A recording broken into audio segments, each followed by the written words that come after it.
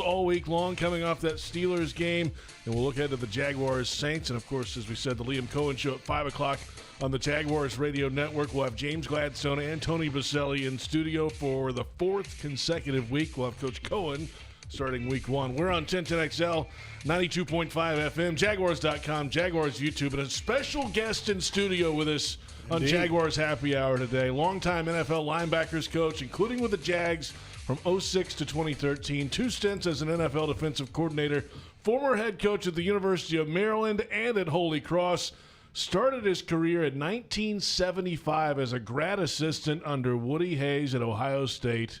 The great Mark Duffner is in studio with us today. Coach, how are you? I'm doing great, JP. Appreciate that introduction. Really special. Thank you. It's a hell of a career. Well, and it's not over yet, I hope. We're hoping it's not, yeah. People don't remember that Duff is the longest tenured Jaguars coach in history, which is pretty spectacular.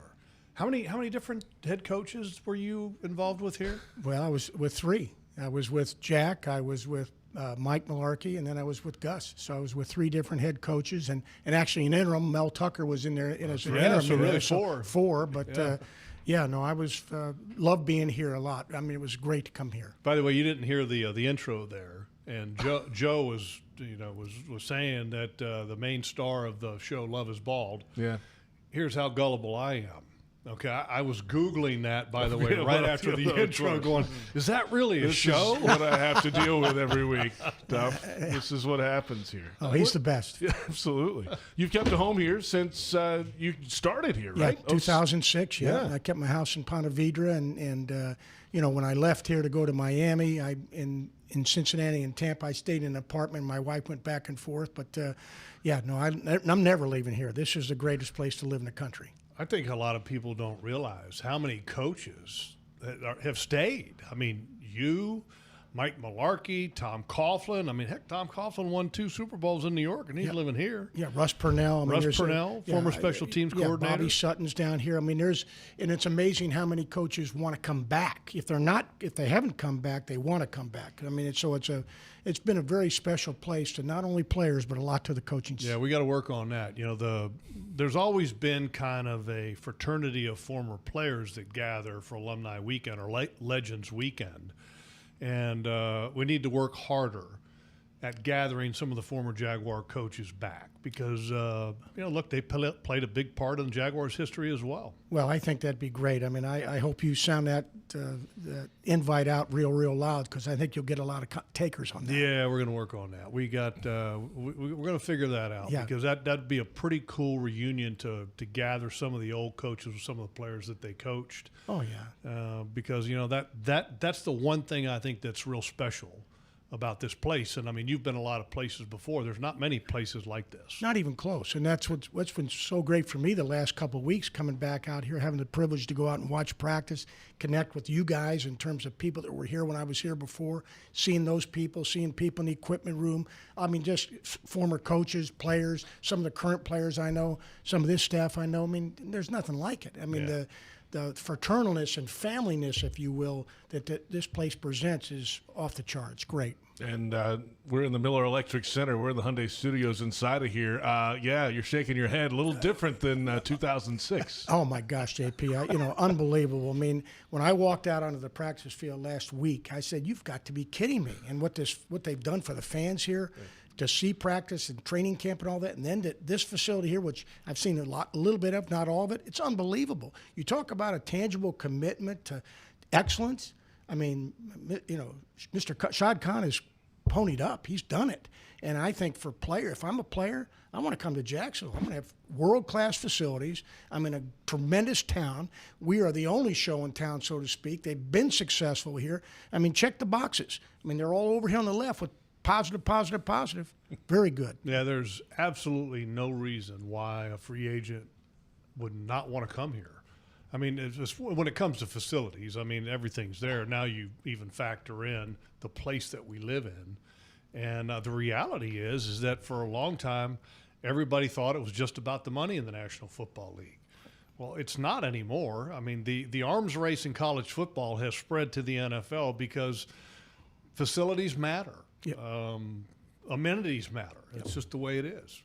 No doubt about that. PRI Productions, the official event production company of the Jags, has everything you need to bring your next idea to life. Visit PRIProductions.com.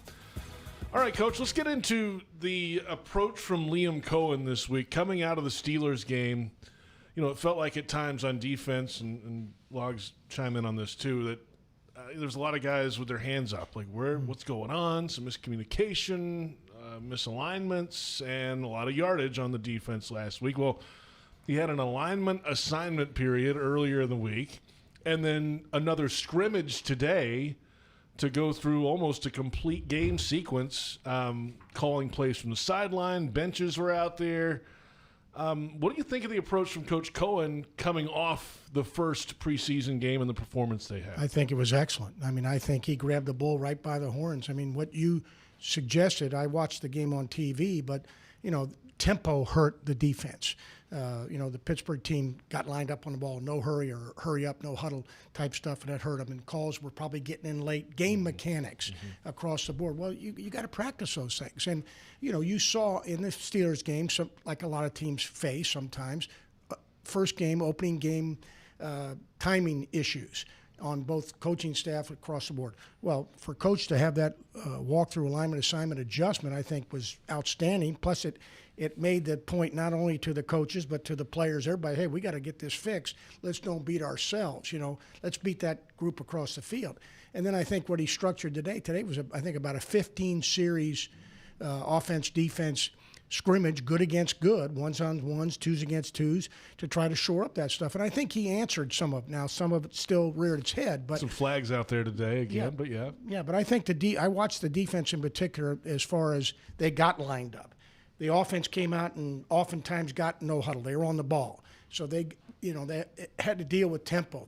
I watched the communication. Guys were talking with their hands and their mouths so that there was none of this. You don't want to see, well, what do you mean? Or, what, hands up or, oh, my bad or something like that. I think a lot of that was, touched on and made better. And I think the communication from the coaches to the players, getting the call in so they're staring down that offense, looking at them and ready to roll. So I think a lot of that was addressed. Yeah, Liam talked about it and used the term, let's get our cleats in the grass, so to speak. And it's a very proper term. And he said he even took it back a little bit to the Pop Warner, days, which, let's get lined up, and get lined up quickly. But, I think the concerning part is that people say, well, if you get lined up, then you're okay. Well, you want to get lined up early.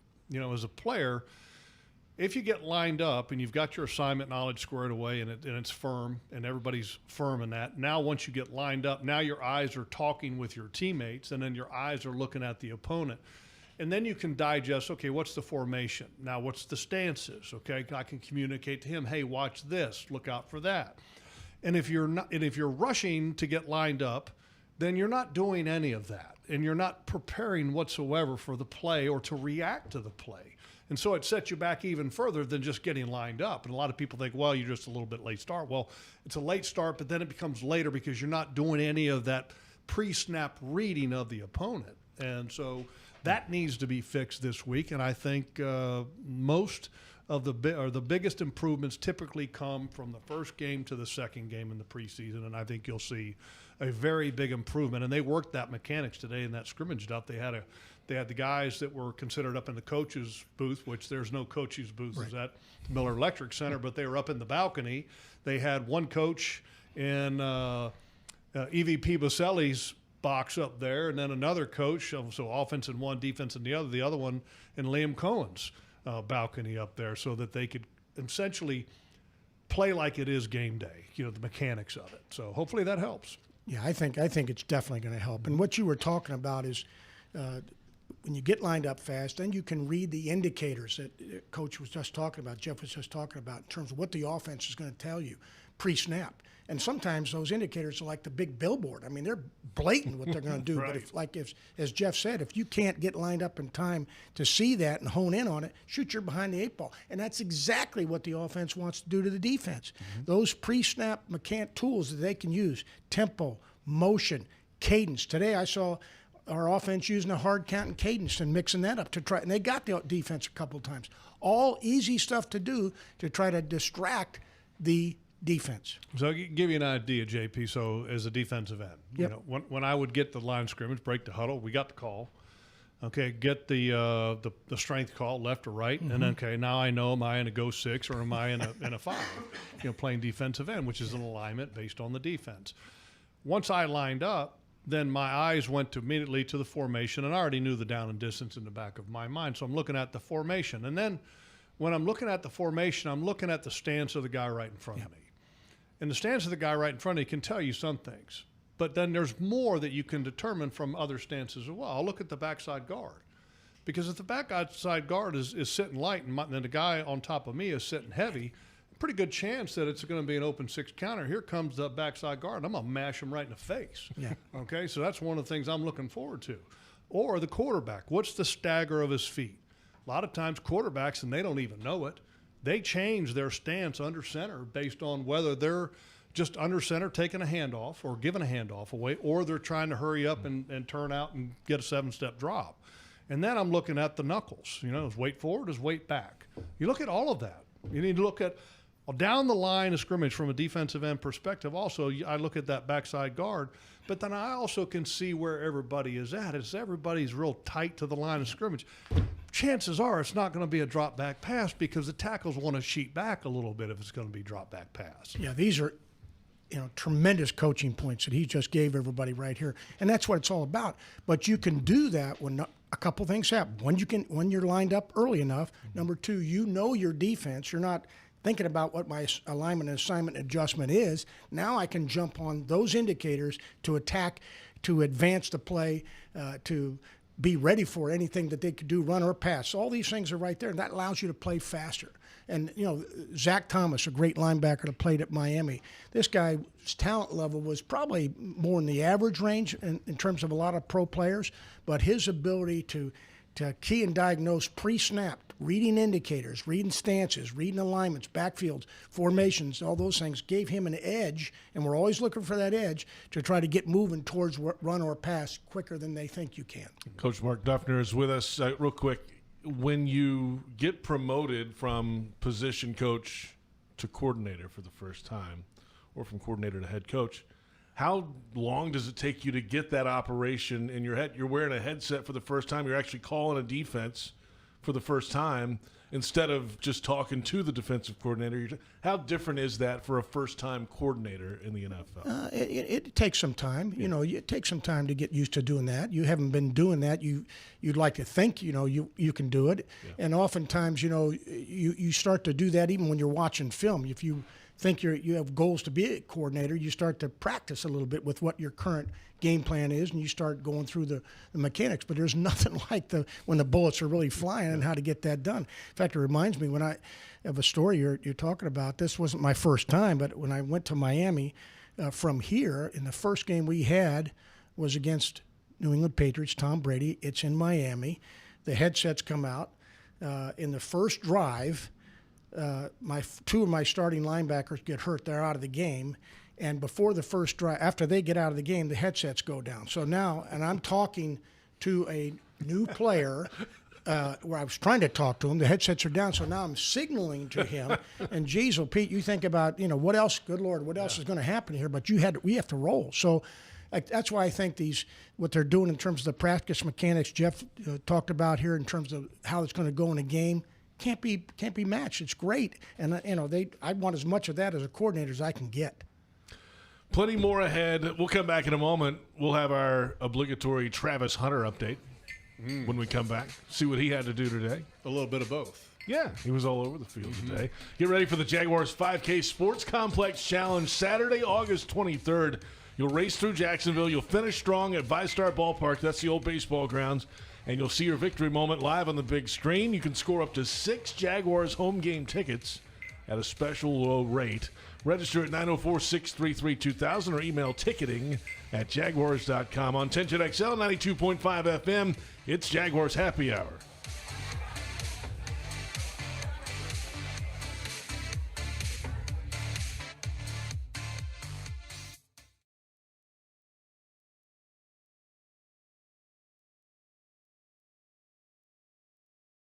This is Jaguar Hall of Famer Tony Boselli telling you about Heritage of North Florida, Jacksonville's premier roofing and home remodeling company. With over 25 years of trusted experience, Heritage of North Florida has built a reputation for quality, reliability, and craftsmanship. Whether you need a new roof or updating your kitchen or bathroom, trust the pros at Heritage of North Florida to create the perfect place to call home.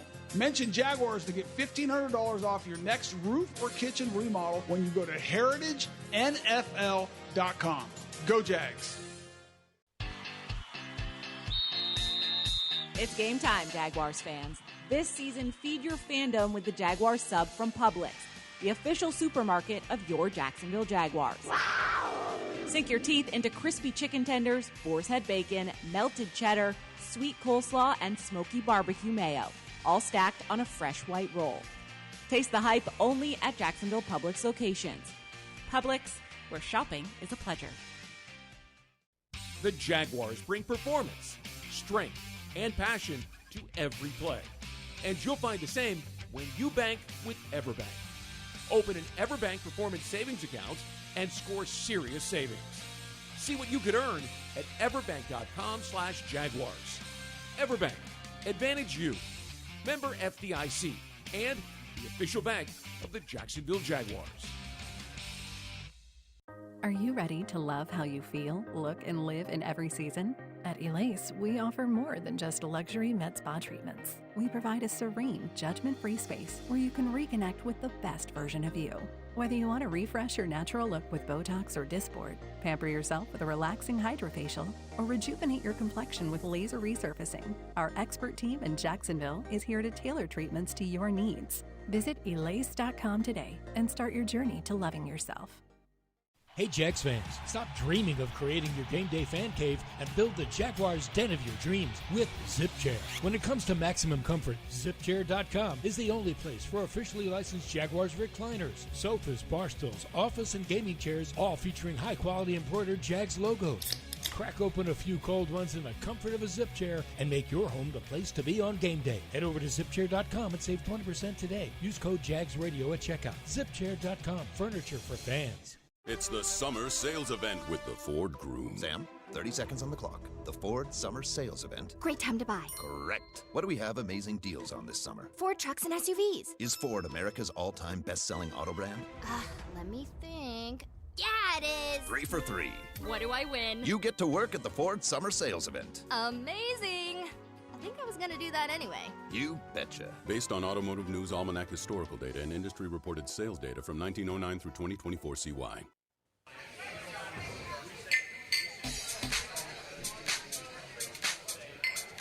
You know, there's good competitiveness out here, guys going at it, you know, competing, trying to make each other better. So I thought that was the positive in today. A little sloppy offensively. I thought we started great, had a long, I don't know how many plays it was, had a long drive to start, went and scored. And then from there, defense, you know, picked it up a little bit, and we had some mistakes, just self-inflicted wounds, kind of been the story of camp of trying to clean up some of that stuff pre-snap. So just got to clean up the operation, the mistakes that, you know, the defense doesn't inflict on you, you do on yourself. So all those mistakes are, we just got to get better and cleaner. But I thought there was some good competition, guys flying around.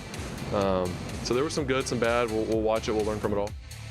It's quarterback Trevor Lawrence after the scrimmage today. Welcome back. It is Jaguars Happy Hour. And don't miss your chance to score an exclusive Brian Thomas Jr. bobblehead and a ticket to see the Jags take on the Chargers, Colts, or the Jets at Everbank Stadium.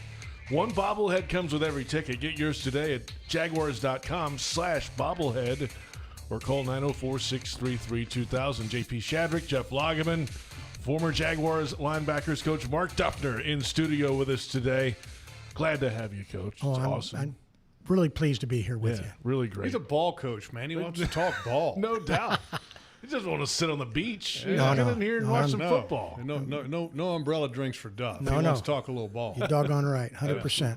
Well, let's talk a little offensive football. You heard from the quarterback there, and he was talking through some of the issues for the offense today, Logs. You guys both were out there. They were pretty evident. Some penalties, turnovers, sacks. There's a lot happening on the offensive side, Duff, today. Well, you know, there was. I'll say this now. The first drive, they went right down the field.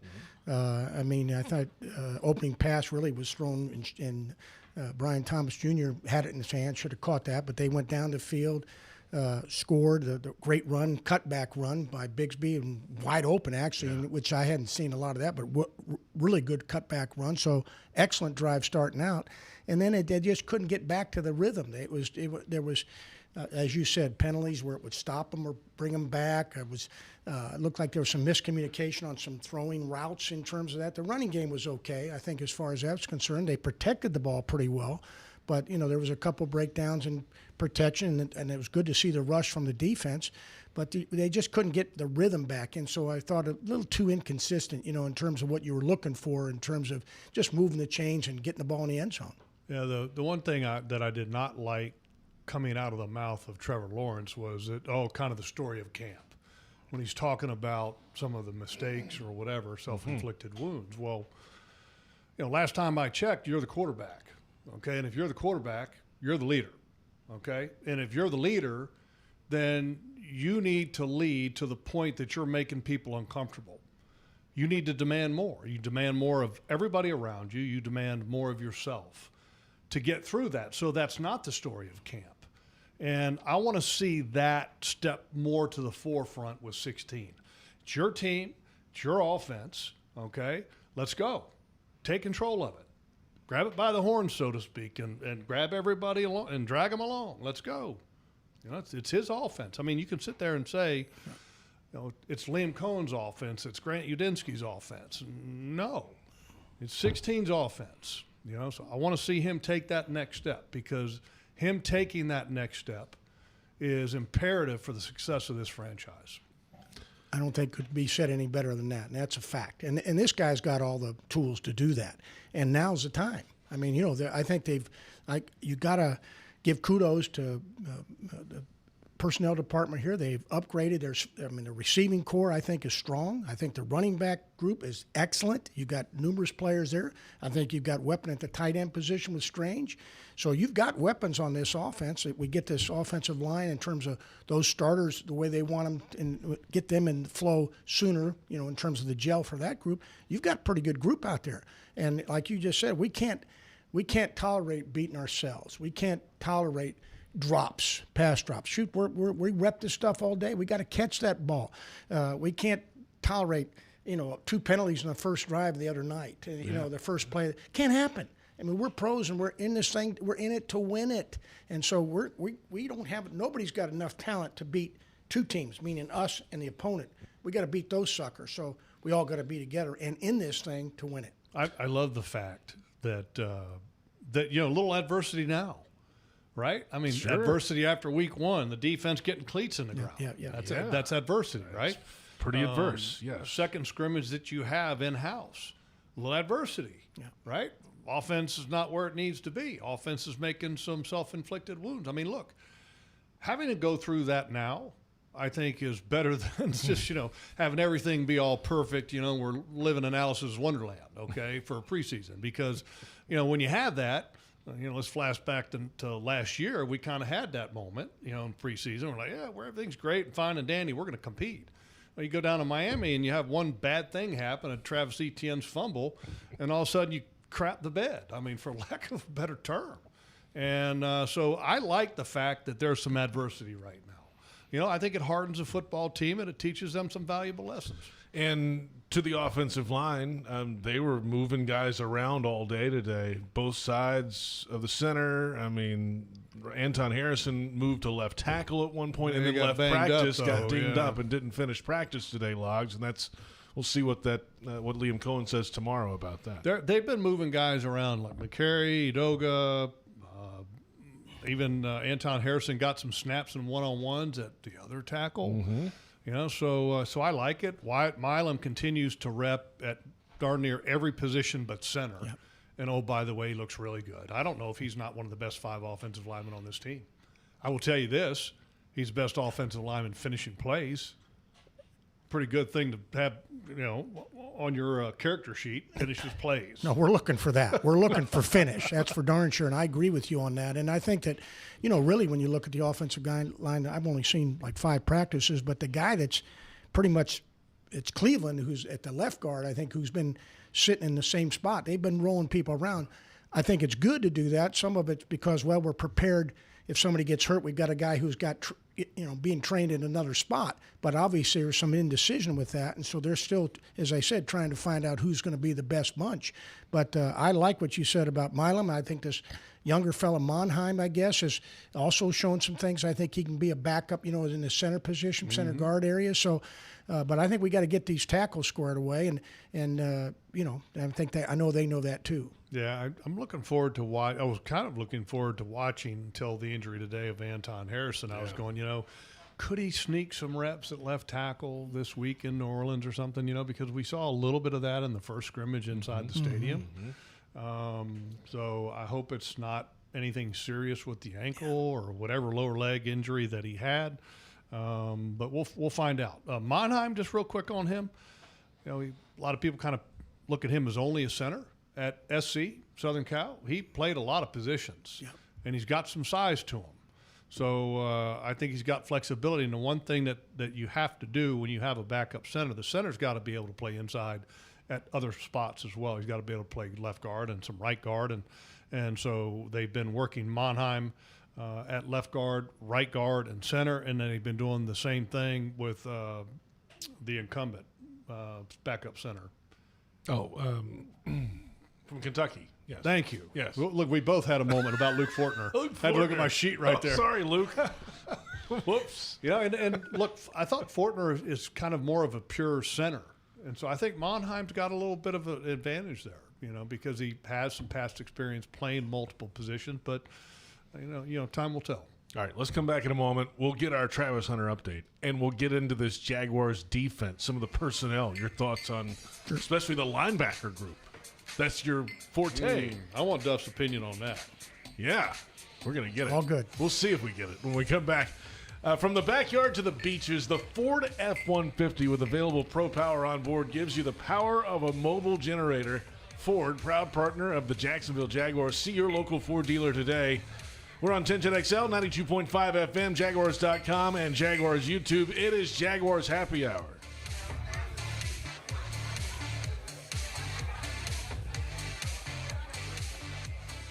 This is Jaguar Hall of Famer Tony Boselli telling you about Heritage of North Florida, Jacksonville's premier roofing and home remodeling company. With over 25 years of trusted experience, Heritage of North Florida has built a reputation for quality, reliability, and craftsmanship. Whether you need a new roof or updating your kitchen or bathroom, trust the pros at Heritage of North Florida to create the perfect place to call home. Mention Jaguars to get $1,500 off your next roof or kitchen remodel when you go to heritagenfl.com. Go Jags. Watch the game, host your crew, or just unwind at BC Grill and Patio at Sheridan Jacksonville, part of the Marriott family of hotels. Enjoy craft cocktails, tasty bites, and indoor-outdoor seating perfect for watch parties, happy hours, and events. Mention this radio ad for 10% off food and drinks. Visit SheridanJacksonville.com or call 904-564-4772. It's here that a tiny newborn has the heart surgery needed to save her life. It's here that a first grader learns to speak clearly and confidently. It's here that a 12-year-old athlete builds the strength to run full speed again. It's here at Wolfson Children's Hospital that answers are found, courage is shown, and odds are beaten every day. Wolfson Children's, always here. Visit wolfsonchildrens.com. Is your organization ready to tackle its toughest challenges? For 3 decades, CSI Companies based in Jacksonville has been the trusted workforce partner for leading healthcare and technology providers nationwide. Whether finding the right talent for a specific job, advising on a strategic project, or offering seamless managed services, they tailor every solution to fit your needs. CSI brings trusted expertise and a people-first approach to your organization. Get the job done right. Together, we go further. Learn more at CSICompanies.com. Frank Frangie here. When you want barbecue in Jacksonville, you want Bono's Pit Barbecue. You can find Bono's locations all around town and on game day at Everbank Stadium because Bono's is the official barbecue of the Jacksonville Jaguars. Over 70 years of authentic Southern Pit Barbecue. We are the local barbecue joint in BBQval for generations of people in Jacksonville. Go to bonosbarbecue.com to learn more or call 904-880-8310 today. And remember, if you don't see a pit, it ain't legit. It's the summer sales event with the Ford Groom. Sam, 30 seconds on the clock. The Ford Summer Sales Event. Great time to buy. Correct. What do we have amazing deals on this summer? Ford trucks and SUVs. Is Ford America's all-time best-selling auto brand? Let me think. Yeah, it is. 3 for 3. What do I win? You get to work at the Ford Summer Sales Event. Amazing. I think I was going to do that anyway. You betcha. Based on Automotive News Almanac historical data and industry-reported sales data from 1909 through 2024 CY.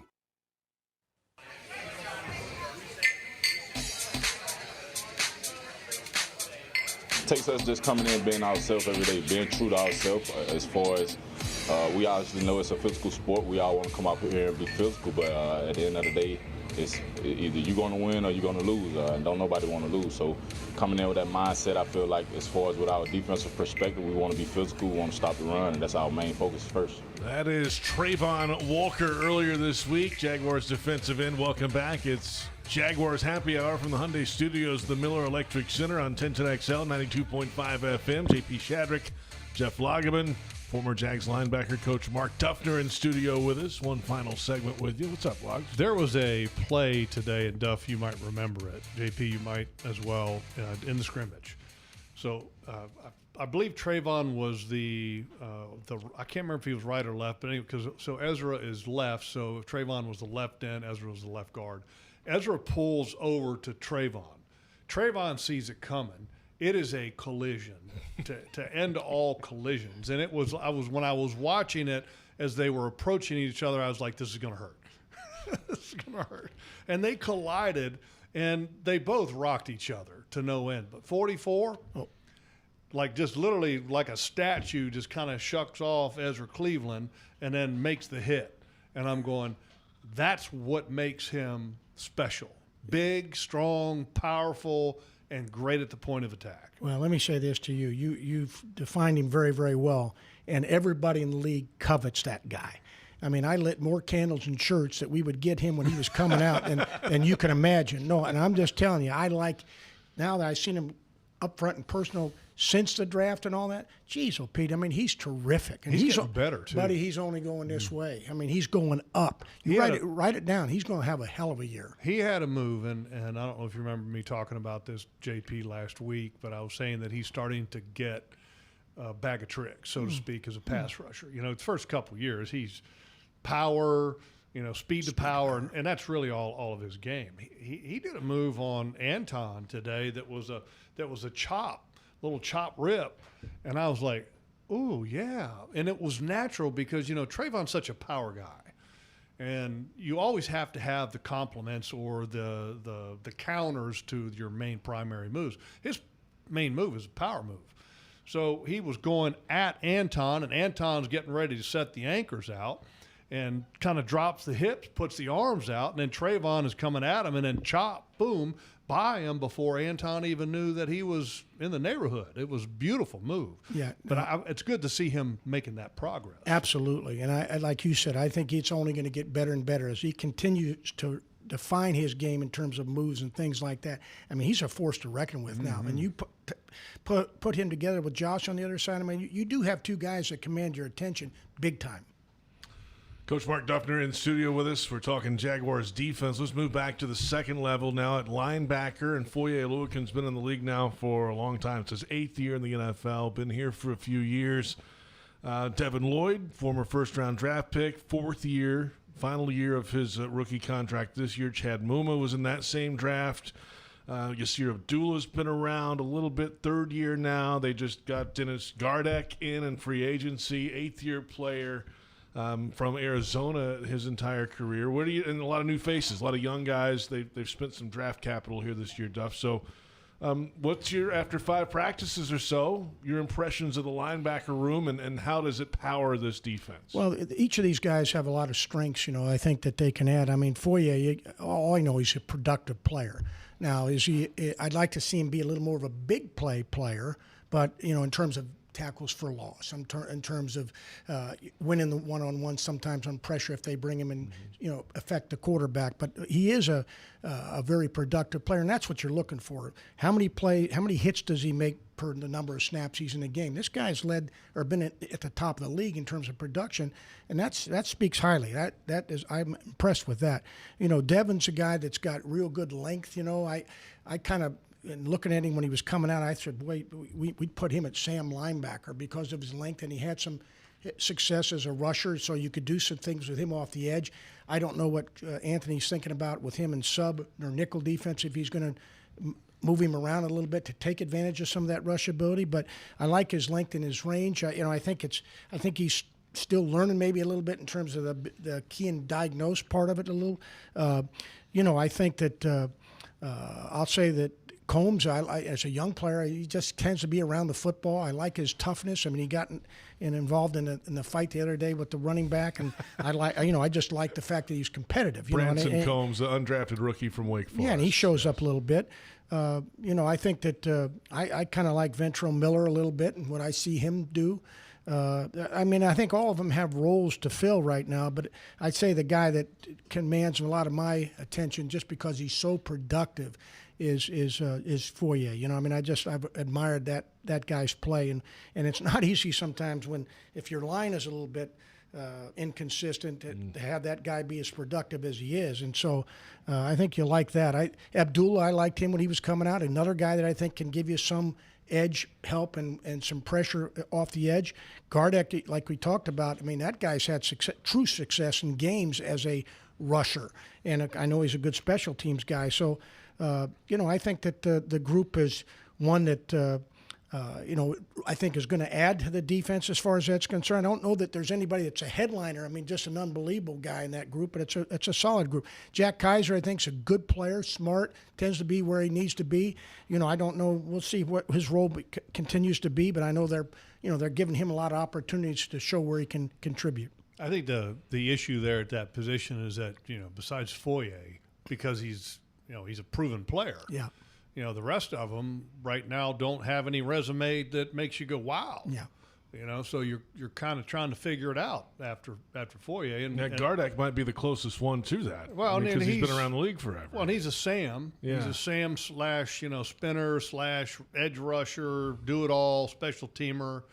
And he probably has the best resume after that. But, you're looking at trying to find somebody to fill that second linebacker, the primary linebacker role. Yeah. And I don't think it's going to be easy. I think it's going to come down to the wire. I think it's going to be a very interesting roster decision at this group.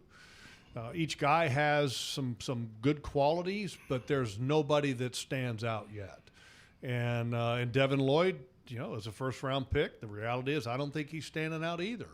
He still has some issues with not making the right decisions at times. So, to me, that's something to definitely watch. I will say that Branson Combs, as Duff mentioned, I think has been a guy that's grabbed my attention.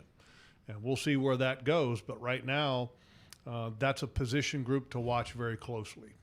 It will be an interesting watch the rest of camp. It's now time for our Travis Hunter update, our weekly Travis Hunter update. And this week, Logs, it's been both sides of the ball in practice, including today in the scrimmage. What'd you think today? 12. I haven't watched a ton of the film yet of him, so it's kind of hard to watch just him, when you're watching out there. But to go back to his play in the first preseason game against Pittsburgh, two things of note. One is that you saw that players wanted to test him, and when I say test him, as far as let's see if we can push his button, so to speak, and get him to respond after the play and take him out of his game. And I don't know if it's a jealousy thing like the WNBA has going on or what, but I think that's going to be interesting to watch as the season evolves. The other two is that when he knows what he's doing, he's amazing. He's got the athleticism, the movement skills, all the special qualities that made him a Heisman winner. But you do see glimpses of when he's not sure. And when anybody's not sure, then they can't be the supreme athlete that they're capable of being. And so there's still a lot of learning for him going on, and there's still evolving going on because, you got to get them involved with offense and defense at the same time, not just, hey, we're going to play in the preseason game for a series on offense and then, put you on defense a couple series later. If you're going to do it truly two ways, it has to be, more of that put into play. And so I think it's going to be interesting to watch how it works in New Orleans this week. But like you just said, I was impressed in that first game with how he did handle things, and especially I think it was maybe it was the first drive he was in at corner. I think it was. They ran a little run play, and he was going to be the force on the backside there, and they ran a wind back play, and he had to come up and we'd call it pin the hip, make that tackle, and it should have made it for really a no gain. He missed the tackle. They got a little bit. He didn't get unraveled. There's no lack of toughness. I've seen that kid make those plays when I watched him when we were looking at him trying to see what his role was at Colorado. So he's got the toughness and all that. I'm with Jeff. I think it's just going to be continued repetition for him so he can get his cleats into the ground, if you will, in terms of just settling down and playing. But nobody intimidated him or got him distracted from what his focus was. And I think you've got a rare player here now. I mean that's Mr. Obvious here, but he is really good special teams. Athletically. Well, here's what is, I think, not obvious to a lot of people. If you were to take, let's say, a college defensive playbook and a college offensive playbook, and compare those playbooks to the pro-level playbook stuff. If you had, let's say, a pro-level playbook, we're on a scale of 0 to 100 as far as difficulty. Pros at 100. Where would a college-level playbook rate or rank on that 0 to 100 scale? Oh, shoot, I think it'd be maybe in the 60s or 50s or something like that. I don't even know if it would get to 50. Maybe not that high. Maybe not that high. I know at UVA we were like maybe a 40, maybe a 38 with Elmo. Well, no. Now, wait a minute. Now, this University of Virginia now, the Harvard of the South, right there.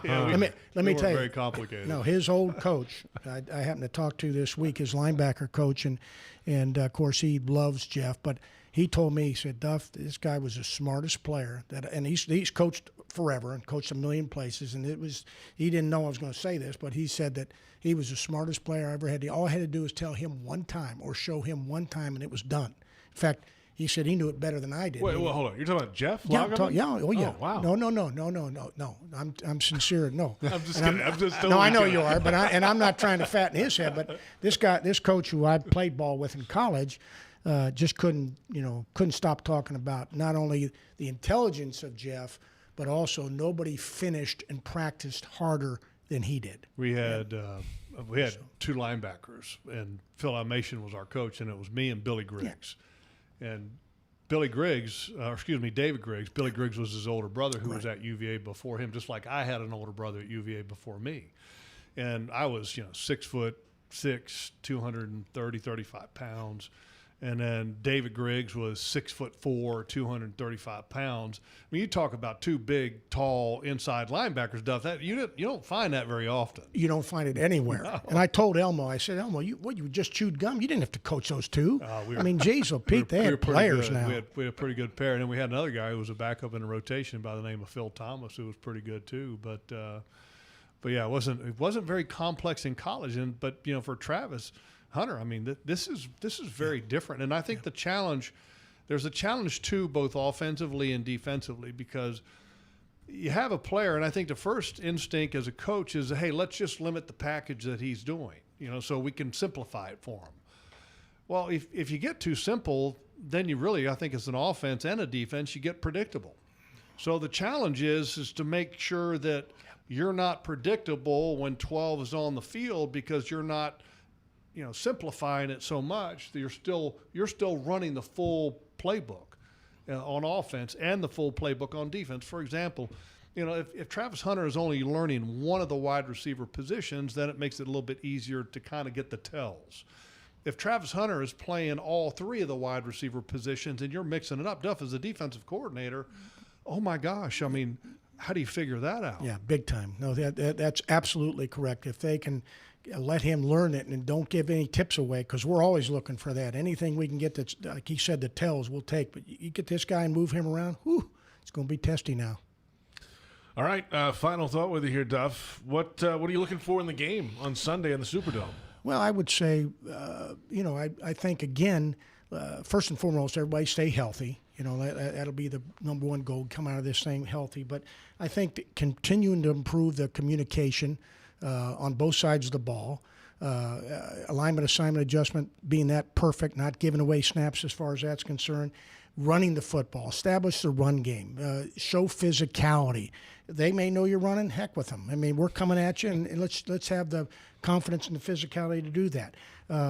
Show defense. Let's get after the ball in terms of takeaways. We need to start making some big plays, tackles for loss, takeaways. On the other side of the ball security, protecting the ball, so not giving the ball away. I think fixing the self-inflicted things, the penalty situation like we talked about, not giving up explosive passes or explosive runs on defense, holding those down. Now, if we can limit explosives, that'll be good. I think the other thing is, our third down defense and our red zone defense. I mean, they've been working hard on situational football, situational awareness, and, let's start to make some steps forward in terms of progress in those areas. I think handling the tempo, they started and did a good job of that today. That'll be another focus for their defense. And then I think, let's see people take a big step forward in terms of competition. Let's get these starters as close to game ready as possible. Who are the starters? And let's nail that down. So I think a lot of those things are objectives that, you'd like to see and a step forward in it as we go into preseason game 2. Yeah, I want to see everything get better. Yeah. I mean, look, game 1 to game 2, you expect a big jump. Yeah. In all the areas that were concerning. Yep. You want to see significant improvement there. And again, like Duff said, stay healthy. Mm-hmm. If you don't come out of the preseason healthy, then it affects your chances to compete during the regular season. So, but it's a balance. You got to make sure that you balance it. The will to get ready, but then also the desire to stay healthy. Those are things that you just have to balance as a head coach. And I'm sure Liam's got a handle on that. That's he seems to have a really good pulse on this team. And that's the part that I like. He's got a little moxie, I think is a good word for it. Let's see the team respond this week, though, in preseason week number 2 against the Saints. Mark Duffner, pleasure to see you. Thank you for coming in and sharing your insight. It's been fun to hang out at practice with you, but it's really fun to have you here, Coach. Well, it's a joy for me, I'll tell you that right now. I deeply appreciate being with you guys today. Thank you. Let's do it again soon. I hope. Absolutely. Yeah, awesome. That's Mark Duffner, former Jaguars linebacker coach. We're less than 15 minutes away from the Liam Coen Show. James Gladstone, Tony Boselli will be in studio with us. When we come back, the injury report and final thoughts. And this is Jaguars Happy Hour.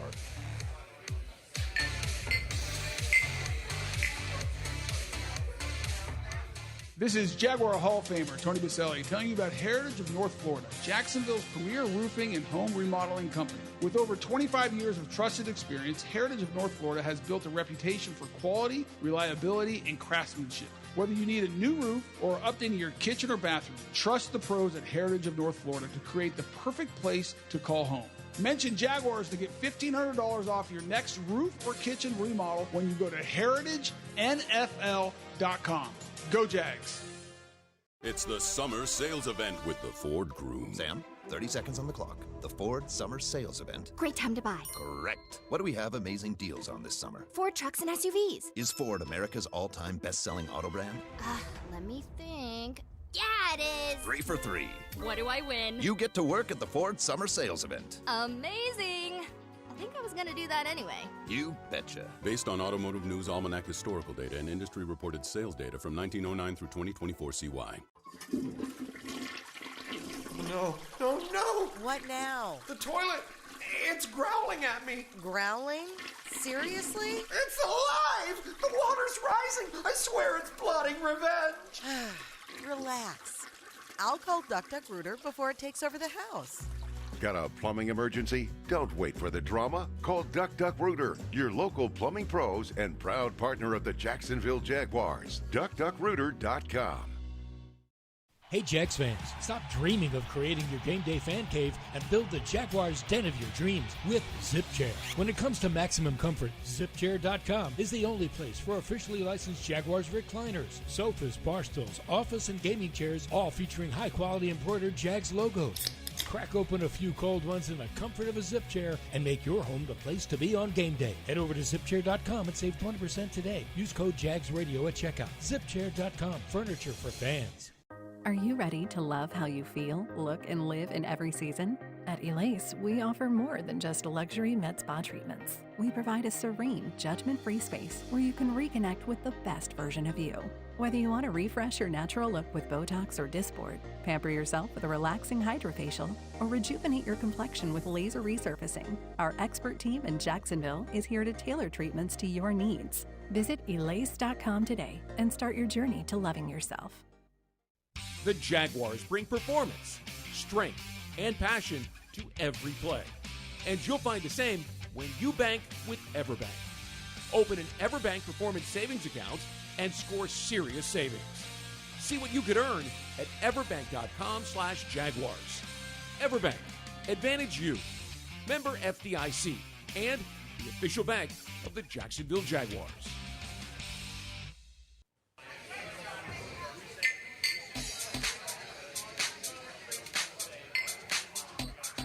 One piece of many things that we're working on trying to improve, whether it's fundamentals, communication, just simple execution of plays here and there, alignment, assignment, all of those details are important. So we're trying to improve everything, not just a drop here or there. Grant Udinski, Jags offensive coordinator after practice today, the scrimmage. Welcome back. JP Shadrick, Jeff Lageman. It's Jaguars Happy Hour from the Hyundai Studios inside the Miller Electric Center. We're on 1010XL AM, 92.5 FM, Jaguars.com, Jaguars YouTube. Coming up in less than 10 minutes, the Liam Coen Show on the Jaguars Radio Network. No coach until week 1 of the regular season. But yet again, James Gladstone and Tony Boselli. I'm kind of wondering, should we not have two shows? You have a coach's show, and then you have a Boselli-Gladstone show as well? Yeah, those two together, it's pretty interesting. It's fun. Yes. Yeah, it's fun. The two of those guys in the same room with us. I mean, I got to say, JP, that the time spent with those two guys over the last couple of weeks has been a lot of fun. It really has. And it just the time just flies by. You're just like, holy cow! And you learn a lot about the football team too, and how they want to build it. Get good info, and I appreciate the transparency aspect of it. And by the way, Duffner was awesome. Mark Duffner, awesome. His last year, he was, like he said, he worked for 3 different Jaguars head coaches. That tells you what kind of personality, what kind of person he is. That all these new coaches come in and want him around, and he was great. And he made it through some different head coaching changes in Cincinnati as well. Yeah, right. They all just got blown out. But yeah, that's right. After last year, and when Cincinnati had Joe Burrow really was a spectacular year for him, and they didn't play very well on defense. They ended up blowing everybody out. But, Duff's a great guy, one of the all-time great Jaguar coaches. I don't think I've ever met anybody that would have anything bad to say about Mark Duffner. Everybody's big fans of Duff. And, I hope we can have him on some of our programming going in the forward because, I love the way he thinks because there at the end there is like, hey, what do you want to see, Duff? And he had a whole list. He put the head coaching hat back on is what he did. Maryland's getting ready for Virginia this week. Well, he's been a head coach before. Yeah. Holy Cross, Maryland and Holy Cross, yeah. Yeah, pretty cool stuff. Mm-hmm. Cool stuff. Love having him here. Time for the injury report presented by UF Health, the proud healthcare partner of the Jacksonville Jaguars. Mason Smith activated from the PUP list today. Didn't really get out there in the team stuff and the one-on-ones. Kind of on the side. But working his way back. That's good news. Eric Armstead I saw on the side today on another field actually getting some work in with an assistant, starting to work on some things with his sore back. What I saw out of both of those guys I would say is very encouraging. And it may take some time, but very, very encouraging nonetheless. Anton Harrison is the concern, though. We'll see. Maybe they don't have to tell you anything, but Liam Coen speaks with the media tomorrow after practice, and maybe we'll get an update on Anton Harrison, who left practice today and was limping off the field and had to be helped back to the building as well. Yeah, you hope nothing serious, but because the one thing you like to do is going into the season opener. Number one is that I still believe. You're trying to figure out the combination of offensive linemen that you're going to have. You're also trying to figure out where everybody best fits. And if you don't have everybody available, it's a little difficult to come to that decision. So I hope he's okay, and I hope that he's able to play in New Orleans. But we'll see. I mean, really the first time in a little while that he had been flipped over to left tackle as well, and that was really starting to go. And then bang, gets the injury and has to leave. Yeah, practice. I didn't see him in the scrimmage today get any snaps at left tackle. Yeah. I saw him get some snaps. I saw him in the scrimmage for a second. Did you? Yeah. Okay. I missed that. It wasn't long because he wasn't out there long. He got hurt. And then Fred Johnson came in and played some left with Walker Little on right, and they're working on a lot of different stuff. I think part of it is that when you get injuries, you've got to have some different combinations that you feel good with. For example, let's say Walker Little gets hurt. Mm-hmm. What's the best player next to put at left tackle? Well, maybe that's Anton Harrison. What's the best starting combination opening day? I don't know. Maybe that's Anton Harrison. Mm-hmm. So I think a lot of those things are what you would put in the category of to be determined. And part of the evaluation process is continuing in the next game and the following week of practices. And I don't know if they'll play much against Miami, but the practice against Miami, I think all of those things will be a factor. But by the time you finish up with the practices with Miami, I think you're going to have a pretty good idea. And then Tyson Campbell, Jaguars cornerback. I don't think they've officially said what it is, but he's been out for the last couple days. So we'll see what and that is. I thought he was having a really good camp. I don't know if he played great against Pittsburgh, but I thought he was having a really good camp, and he's been super consistent. And with the wide receivers the Jaguars have, it's been a great opportunity for him to get work at a pretty good group of wide receivers. And I think he'll be fine. Be working off to the side today, doing some conditioning stuff, and look pretty good. So I think he's going to be all right. All right, there you have it. The injury report is in. Coming up in just about 3 minutes or so, it's the Liam Coen Show. We'll have James Gladstone and Tony Boselli coming up. Preseason week 2. Jaguars at the Saints. The Saints have questions at the quarterback position. You think? A lot of new in New Orleans this year. So that'll be interesting to see. By the way, Tyler Shuck, one of those quarterbacks, the rookie, second-round pick out of Louisville. How do you pronounce his last name? Shuck. Like you're shucking an oyster. But it's spelled show. Yeah. Like Shough, like dough with SH show. Yeah, it's Scottish. But it's Shuck. Yes. Okay. I appreciate that because I would have screwed it up on He's a rookie. Sunday for sure. He's a rookie. He is a little over a week older than Trevor Lawrence. Okay. They were both born He's an old in rookie. 1999. And Trevor Lawrence is in year 5 in the NFL. Well, who also was an old rookie of the Jaguars, Jack Kaiser, the linebacker from Notre Dame, is going to turn 25 in first couple weeks of September. Yeah, so he's another older rookie. Absolutely. So look forward to that on who's going to start Sunday. for them? I don't think they've figured it out yet. They had like a practice against the Chargers, I think, today. So they were going through some of that stuff today. They got two rookies at the quarterback position. So that's the one football team everybody's like, are they going to be a team that could possibly trade for a Kirk Cousins? But if it was going to happen, you would have think it would have happened by now. Maybe. But you never know. See how they played this week. Maybe they make a change after that. Yeah, it'd be a little late to get the system digested, but you never know. You never know. We'll see what the Jags have in store. Liam Coen again speaks with the media tomorrow. I'm sure he'll be asked about playing time for the starters and if they're going any further and what came out of the scrimmage today. I think that's all on the table for the head coach tomorrow, Oggs, after practice when he meets with the media. And I always kind of had the prediction that they would play, but I don't know. You never know. I think next week is a great opportunity to get some reps against Miami in a practice setting and not play them in the game. But this week against New Orleans, today you had a scrimmage. It's Thursday, but you got Friday, Saturday to rest. And the great thing is that, with these preseason games, it's not like everybody's playing a full game. I mean, you're getting some reps, so you can control the reps where you need to and get some guys out when needed. Guess who's early? Tony Boselli. He'll join us on the Liam Coen Show on the Jaguars Radio Network when we return. James Gladstone and Root as well. Thank you for listening to Jaguars Happy Hour.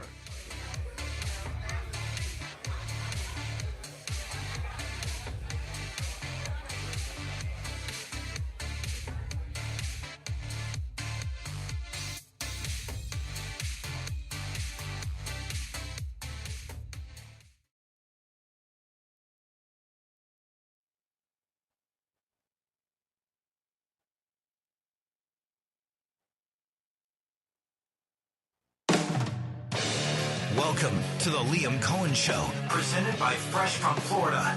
JP Shadrick and Jeff Lageman keep you informed and up to date with the head coach of your Jacksonville Jaguars. The Liam Coen Show starts right now. And welcome in. It is the Liam Coen Show, presented by Fresh from Florida from the Hyundai Studios at the Miller Electric Center. We're on the Jaguars Radio Network, presented by the University of Florida, #1 university in the U.S. News and World Report's #1 state for education. JP Shadrick, Jeff Lageman, Liam Coen will join us week 1 of the regular season. And now for is it the 4th consecutive show? 3rd consecutive show? 4th. We got 2 more. I mean, this one and 1 more. Miami. Wow, we signed that's up right. for an added bonus round. I think we agree to 5 or 4? We agreed to 5. But So we got 1 more. yeah. That's next week. Yeah. Because we don't have a show in 2 weeks during the bye week. We'll be in Miami next week. That's right. You guys going to be hanging at the pool and drinking drinks with umbrellas? Yeah, kind of like what you have up there in your office. Yeah, it must be nice. You and James up there sipping hanging out. umbrella cocktail drinks Well, while the nice- rest of the group's down on the field sweating Nice all the shady time. spot. Well, we got to keep nice and cool and got to protect our skin from the sun. I see that. Tony Boselli, James Gladstone in studio. It's actually the one place you can see everything, too. I know. Is the benefit. You definitely have a pretty The good vantage perch. point is legit. Pretty nice. Pretty nice. All right, fellas. Scrimmage today. Yep. Coming out of it, what's the feeling after the 2-hour or so workout today, James? Still in a spot where I think the identity of this football team is showing itself, starting to take shape. And I think with every one of these competitive settings, we get a chance to continue to see that come to life. And now we get a chance to step away from just doing it against ourselves yet again and take the show on the road to New Orleans and do that in an entirely different setting, right? We're going to be on turf for the first time, going to be indoors. So all that stuff is, an opportunity just like it was this past weekend to, practice a few of the things that we want to sort of implement here in the early going and see how it shows itself, see how guys work together or not, and then take steps forward from there. Yeah, I mean, I think in any situation, any practice, and this was obviously heavy on the team side, very similar to the scrimmage we had in the stadium a week ago. There's always good and bad. I mean, there's stuff that you really like, you see, in the physicality, and I thought our defense showed up at certain times, and you could feel them, seeing Dennis Gardeck out there and some of the new guys that we've brought in, and some of the guys who've been here, like really step up their game from the physical standpoint. OL, I thought the first drive by the offense, very efficient. Operations look good. And at the same time, there's things that you got to clean up, otherwise you're going to lose football games. And I think one of the things that we have to clean up, the head coach has been preaching it and has been holding the line with everybody, is the pre-snap penalties and kind of the stuff that you can control before the ball is snapped. Listen, there's going to be penalties in the game. People are going to hold. You never held, though. I never held. No. Never. Even when I got called for it, it was not a hold. No, you just had hands to the face like every other play. It was not called back then, so I used it to my advantage. But those are things you can control, the mental side. And I think one of the things is when you get in competitive environments and you ramp it up, those things start to show up. And so that's a concern, and that's something that you have to clean up. Because I think one of the things in the NFL you want to do is you never want to lose the game or lose the down before it even starts. And, the old saying, don't beat yourself. We're going to play 17 games, and we're going to play good football teams, and we've said this a couple times, we want to go 17-0, obviously, but, teams are going to play better than you sometimes. And they're going to make one more play and get, one more point on the scoreboard. And that's part of competing in any situation. But as a player, as a coach, as an organization, what we don't want to do is help the other guys win games, where you lose a down, lose a game, throw away a series, whatever the situation is, because of mental errors, things that you can control. And I think when you get tired, camp gets long, it gets competitive, and those things start popping up, that's when you have to say, okay, we got a lot of work to still do. And thankfully, we still got time, plenty of time, and it's a process, and we just got to get back to work tomorrow. Yeah, kind of along the line, sorry, James, along those lines of taking care of your business so that you're not hurting yourself. the self-inflicted wounds go to the defense against the Pittsburgh Steelers. A little late getting lined up and a lot of talk about getting the cleats in the ground. And I thought that was another example of how you can help yourself out. But what I loved about today's scrimmage is that as a coaching staff, you admit where you messed up, and you recognize where you messed up, and you go to correct it. And today you've got simulation kind of going on of games to help correct that whole process of communicating the call to the defense and getting lined up. Worked on it all week. To me, as an analyst, I sat there and saw that, and I said, "That's what you got to have. Good job." Yeah, it's got to be addressed, right? It can't just be something that you identify. It's actually got to be followed up with some actionable items off of it, some tangible items off of it. And so much of this window, right, we're in the preseason window, we're collecting information, and it's not just about the performance, it's about the response, right? How well do we collectively respond? How well do individuals respond? And that's such an important piece because it's never all going to go well. And so when things go poorly, are we going to be able to bend, not break? And those sorts of things are what you're working through and looking to identify whether or not we have the right group who can withstand those moments when it's not all perfect. And per question for you, James, as when you have players that come in, and for me as the analyst, talking head kind of person, you watch a lot of guys, you watch them on film, and you kind of have this preconceived notion about a lot of guys. But then when you get them in the building and you get them on the grass, sometimes they show you maybe some other skills and other talents that they have. Are there players that you're seeing other abilities that maybe you didn't know about that maybe you could sit there and as a general manager go, you know what, my thinking was about this guy was for this position, but maybe he's can help us here? Yeah, absolutely. I think that has shown itself certainly throughout the course of the offseason program. Every one of us who was on the outside looking in last year and was interviewing for these jobs that we now hold had an idea of what we thought of the group collectively, side of ball, individuals within position groups, and there have definitely been pleasant surprises or, wow, I didn't see that part of who that person is or this position group is. And that's been a pleasant part of this all, and it's the discovery phase. And like I said, we're still discovering the identity of this football team. And, I think as those parts all come together, it'll become pretty vivid here early in the season for us. But at the same time, we got to get tested. We got to be stressed and see how we face those stressful situations, because that's really where the true colors show. And that's really what I'm looking forward to, any of these competitive settings that we can produce, knowing that ultimately it's not until week 1 versus Carolina that they actually count to the win-loss column. We're going to try and take advantage of them and make it so that any what might be labeled as a failure doesn't actually act as a failure but a lesson, and things that we can apply lessons moving forward. James Gladstone, Tony Boselli with us. It is the Liam Coen Show presented by Fresh from Florida. All right, all of Duval's wondering how the emotions were in the suite, game 1. Gosh. How'd it go? Well, I can tell you this. When that kick went through the uprights, it was some electric. excitement, yeah. There's no doubt. It makes it, folks got to be on notice. All we got to do is get it to the 50. But I will say that's not it's interesting when you think about end of half, right? Yes. It's a more suitable time to give that a go than maybe first quarter or things like that. No, you got to have the perfect circumstances. That's right. That's right. Because if you miss that, they're in point-blank range. they're in field goal range. Yeah. That's right. That's right. Yeah, the other thing, too, that I think that, and I brought this up earlier in the week, is that, everybody's celebrating the 70-yard kick.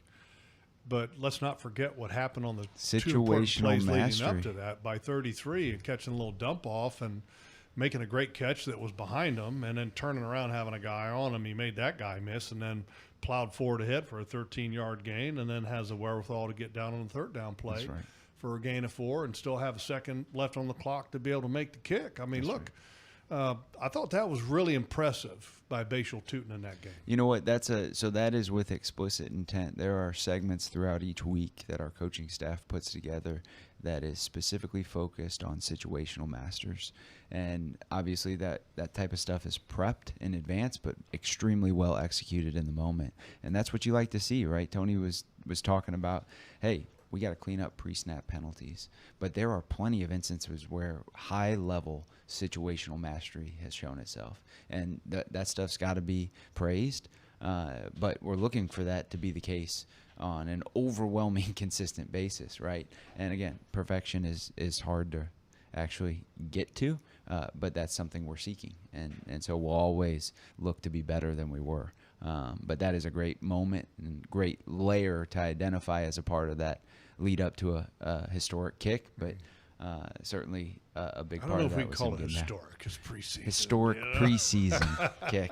Asterisks. They sent his jersey and cleats to Canton. Did you see that? You can say whatever you want about it. It was 70 yards, and I've never seen it before. I never have either. It's. I heard he's kicked 172 in practice, right? In the OTAs, I think it was 72 or 73.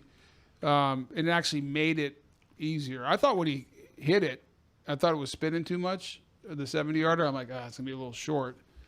And so I don't think he hit that as clean as he can hit it. I mean, well, my gosh, would he hit a 99.6% pure? My point is that's how big a leg he has. Yeah.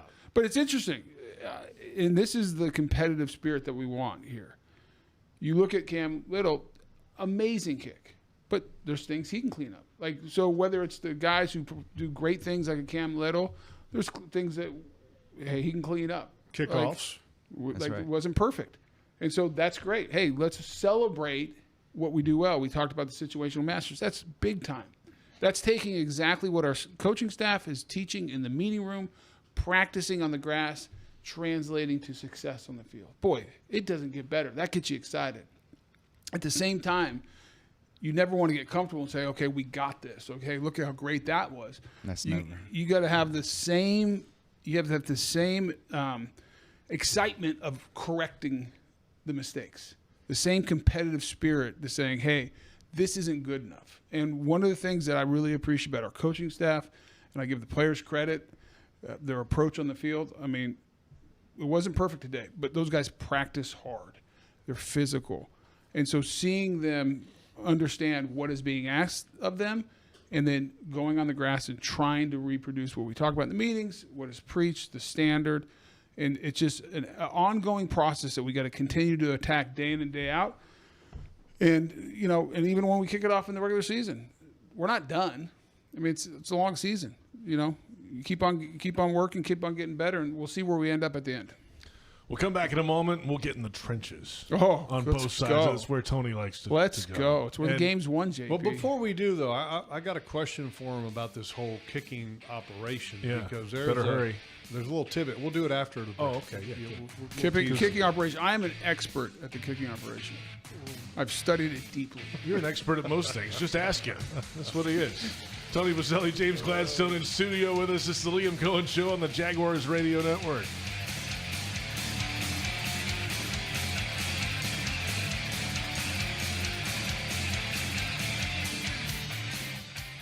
Football and Miller Lite. Duval's greatest pairing. Can cracks at kickoff. Tailgates going well past postgame. Sunday night overtimes. Followed by Monday morning pride. Knocking on bar tops for luck. Kicking back on any given Sunday.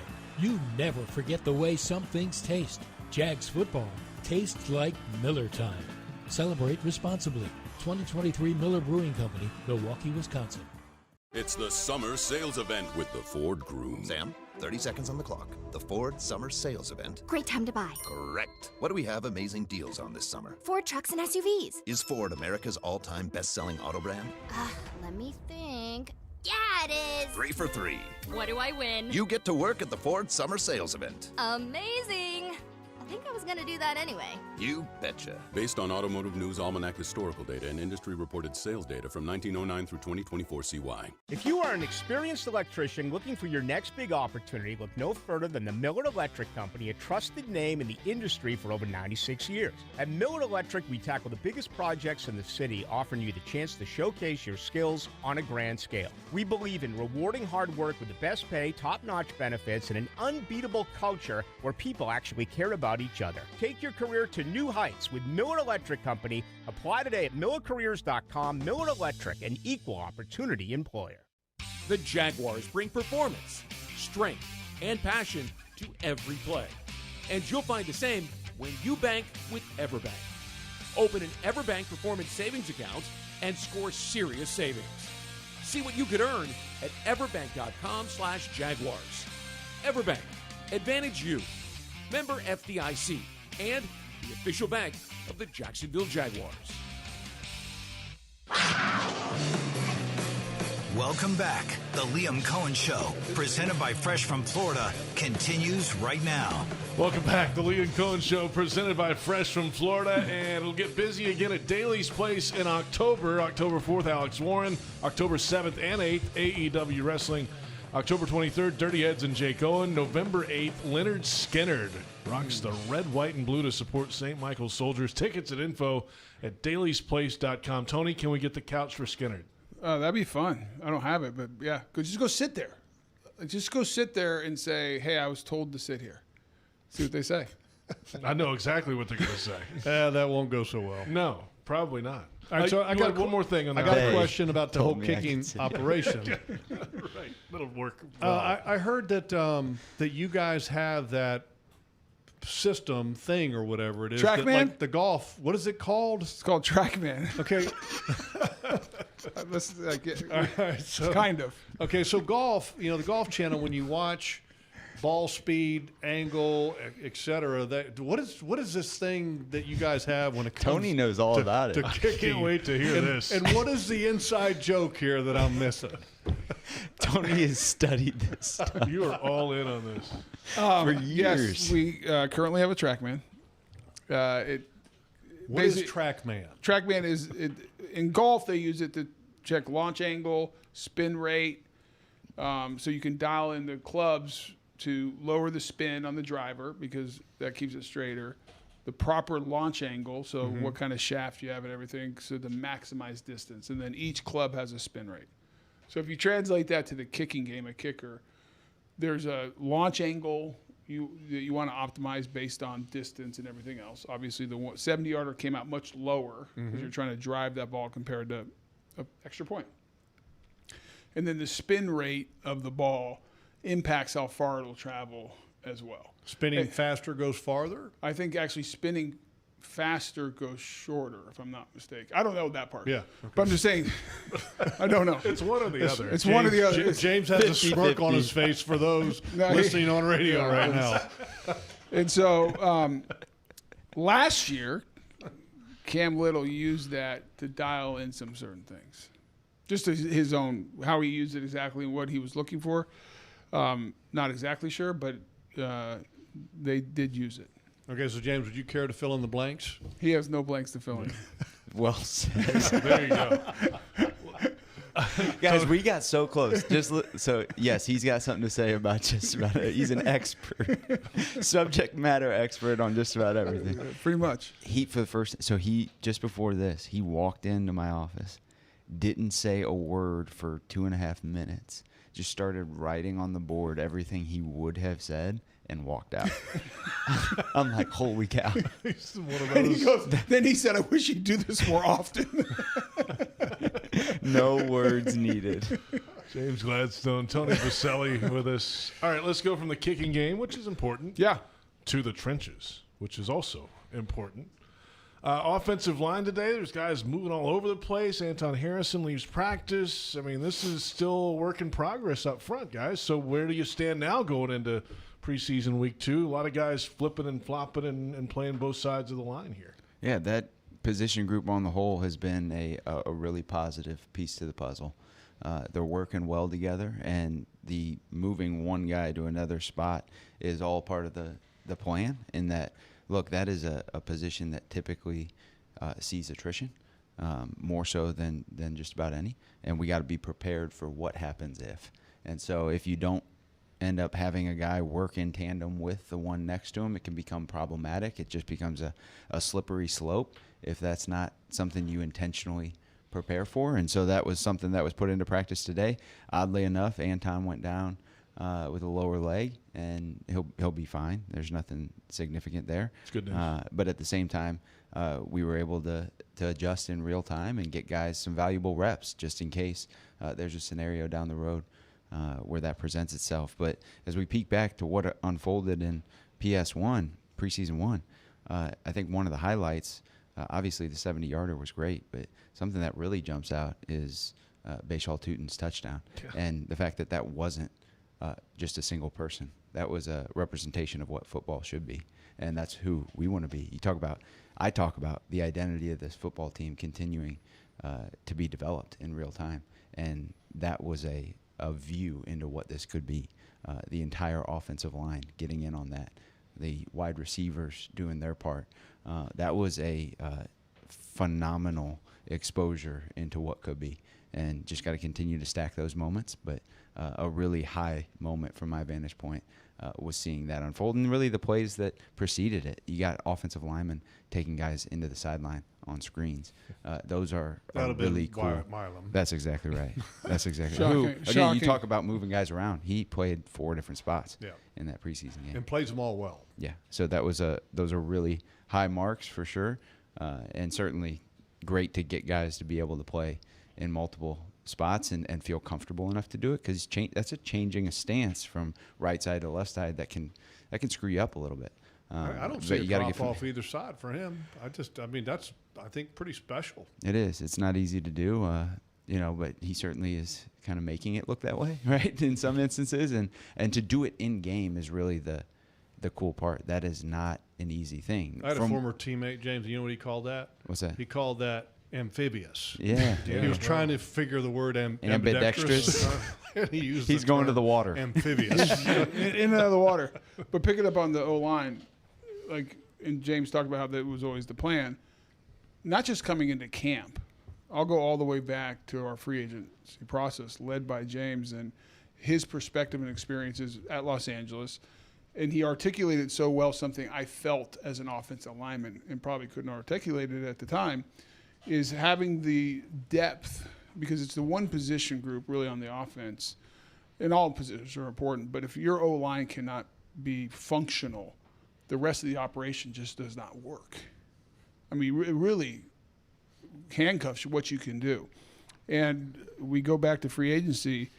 One of the things that why we were so drawn to Patrick McCary was his versatility to play 5 different positions. And he had started and played significant snaps. And you fast forward, you look into the draft, a guy like Wyatt, we felt like he was a guard but could play both guard and tackle. Jonah Monheim played all 5 positions, started all 5 positions at USC. And so having not only depth but the versatility and the ability for guys to move spots helps you on game day, number one, as you think about your active roster. And it came to life the first day of camp. Patrick McCary was our right guard. I don't think very many snaps at all during OTAs did Chuma Adoba play guard. He was mainly at tackle. When McCary gets hurt, insert Chuma, and you don't miss a beat. You actually create a competitive situation now. We sit 2.5, 3 weeks into camp where Chuma and Patrick are fighting for that starting right guard spot because both are competing at a significant high, like a good level, a level you feel comfortable with. So this plan, as people see, and I get questions on the field today, is like, hey, are you moving because of performance? This has been the plan, I wouldn't just say since camp, about how we viewed the construction of this offensive line. And James did a great job of leading us in really highlighting that as we went into free agency and started looking at players in the draft and how we wanted to approach this. So having depth there is important, but also having guys that have the flexibility, the talent, the mental capacity to play multiple positions. Because now we're stressing guys like a Chuma, like a Patrick McCary, like a Wyatt Millam, who's a rookie. We've seen Jonah play center, right guard, left guard, same practice. And to have the ability to do that and still operate at a level that we feel like is trending in the right direction and could become a starting level quality type of player. So I think it's the approach we've kind of believe in. It's been executed and hopefully it continues to produced the fruit that we would like to see. Well, and part of this whole process of where you're at now is trying to figure out what that roster is going to look like. You know, the numbers game, so to speak, at each positions. Is that something, James, that you and Liam and Tony have talked about, hey, look, this position group, here's the number that we're looking at, or does the actual talent level at each position group impact that number of what you're going to keep? Mm-hmm. Yeah, you have your traditional numbers that are typically on the 53-man roster. You give a little bit of flexibility, saying, hey, this is a position we want to be deep at. This is a position we need to be deep at. It's one that has natural attrition.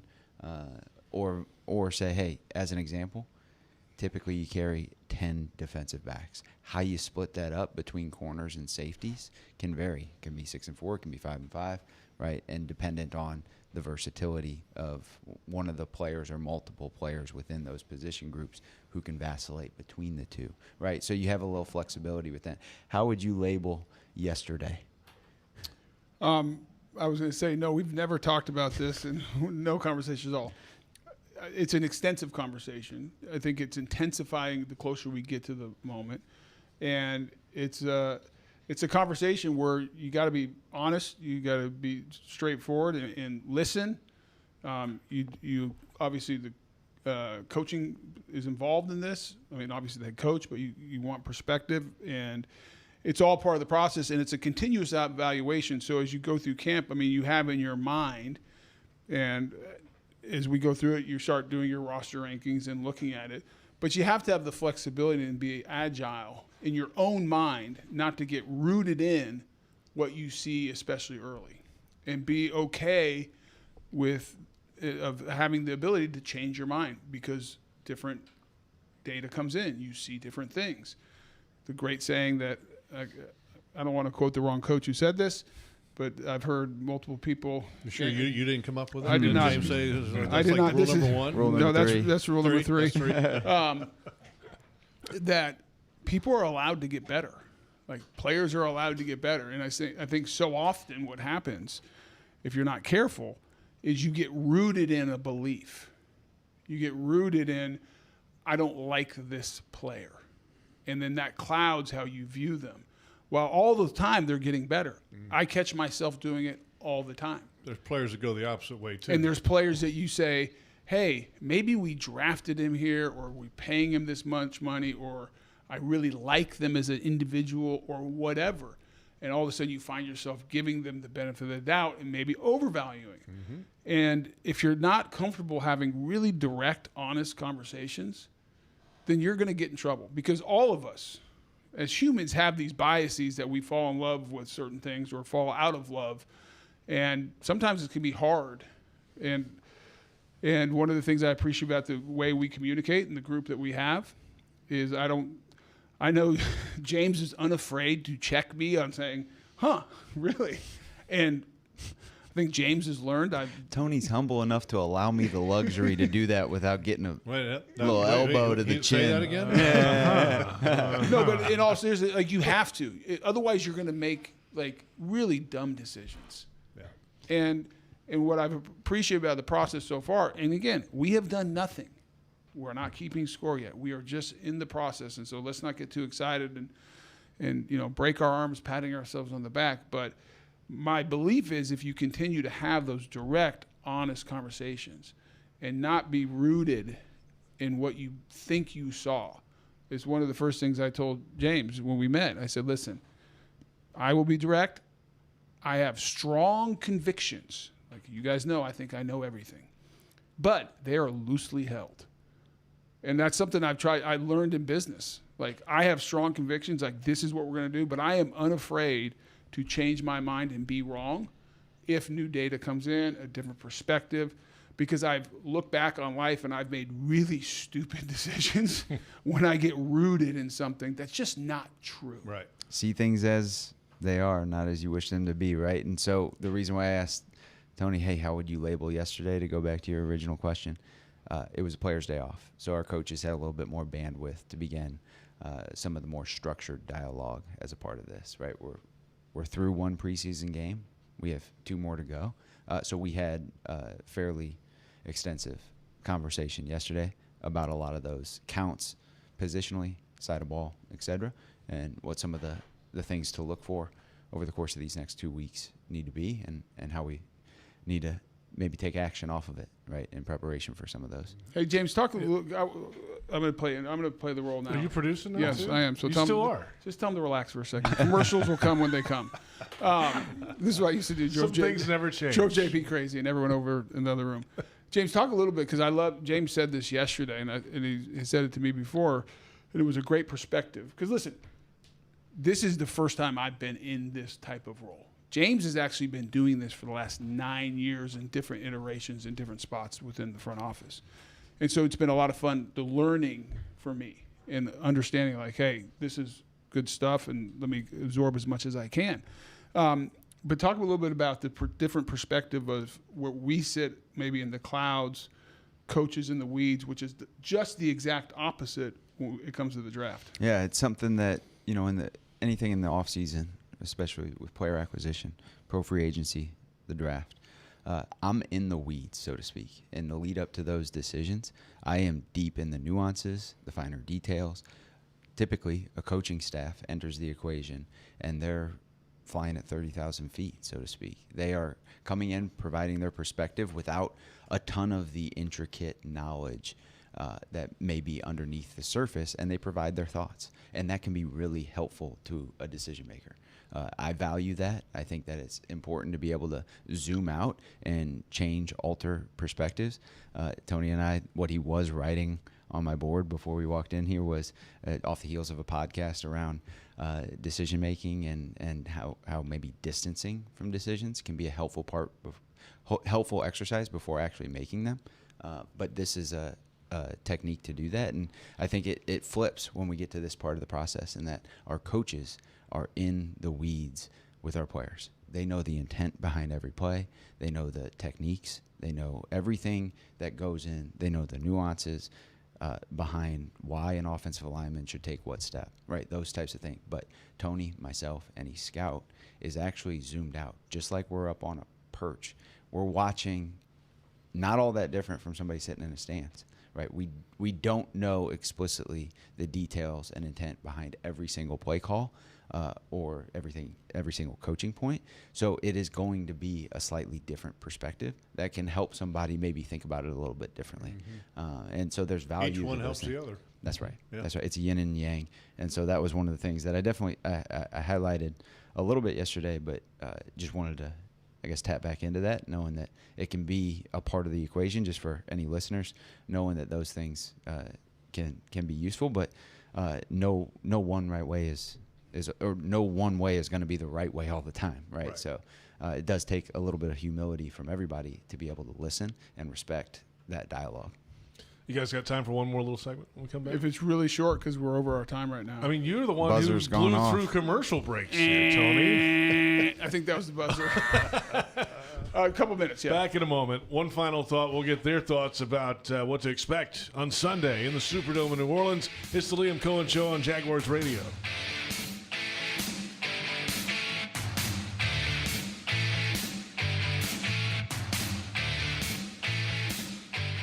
Floridians, do you know how close you are to freshness? It's not a plane or a ship ride away. It's not across an ocean or over the equator. It's not even a far drive. The peak of freshness is at your grocery store, and it's called Fresh from Florida. Fresh from Florida is local produce grown by farmers right here in our own state, meaning it's always fresh, always in season, and always mouth-wateringly good. Look for the sunny Fresh from Florida logo or ask for it by name where you shop. To everyone who craves a fresh meal made just for you, let our team member Jacob share what's special about Culver's. In Wisconsin, our food comes from the heart, and taking the time to handcraft your meal with care is how we've always done it at Culver's. It's why your Butterburger doesn't touch the grill until after you order. Come to Culver's and let us serve you a Butterburger, made special just for you. From Wisconsin with love, welcome to Delicious.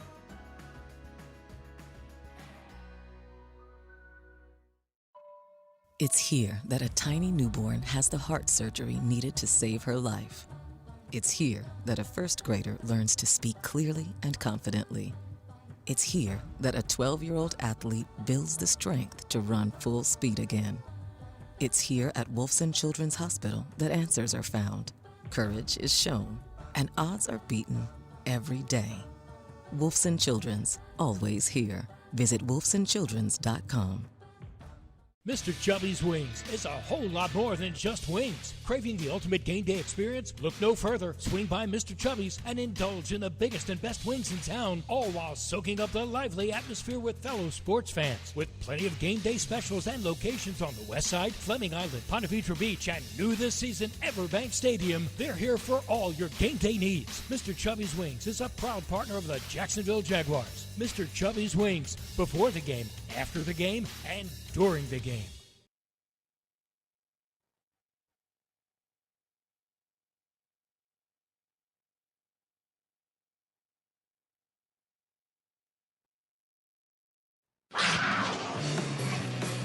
Welcome back. The Liam Coen Show, presented by Fresh from Florida, continues right now.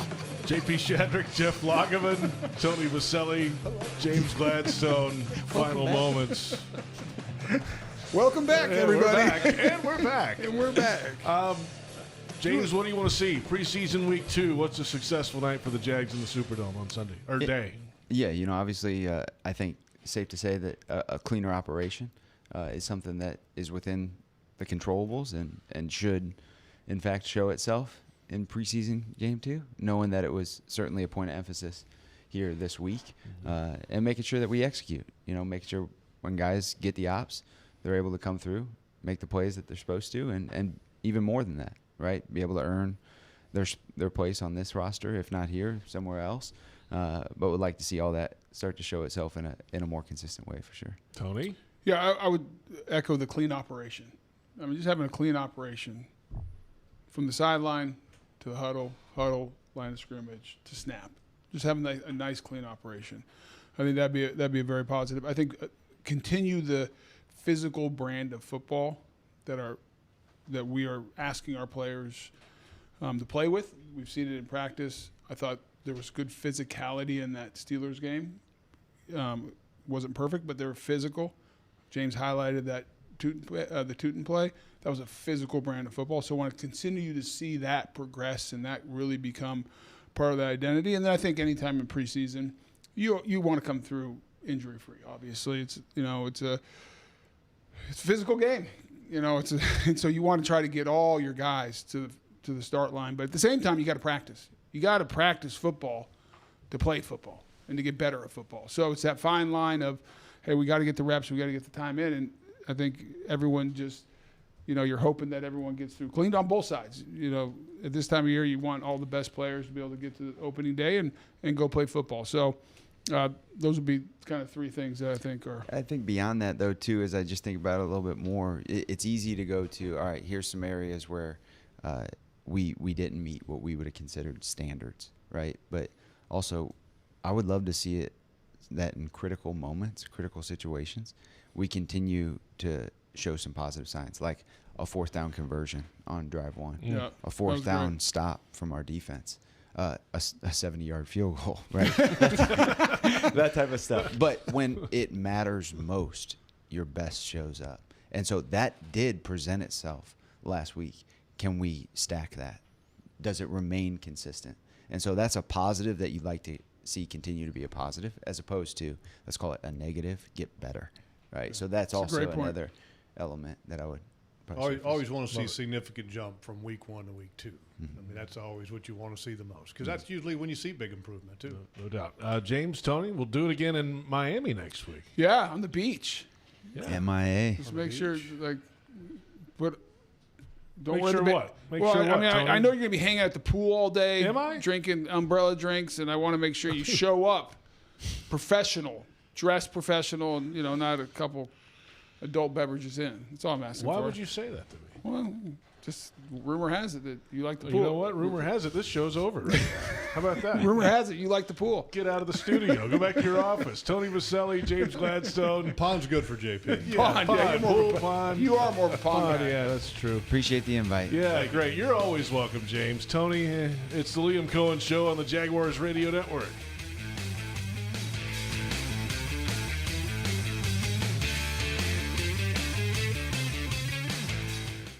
Ranked one of the nation's top universities, the University of Florida is on a mission to transform education. UF continues to help grow the economy through research breakthroughs and leadership in AI. And with its nationally recognized career services, UF students and graduates have never been better prepared to make a difference in the world. To learn more about how the University of Florida fuels bold ideas that make an impact around the globe, visit fromflorida.ufl.edu. It's the summer sales event with the Ford Groom. Sam, 30 seconds on the clock. The Ford Summer Sales Event. Great time to buy. Correct. What do we have amazing deals on this summer? Ford trucks and SUVs. Is Ford America's all-time best-selling auto brand?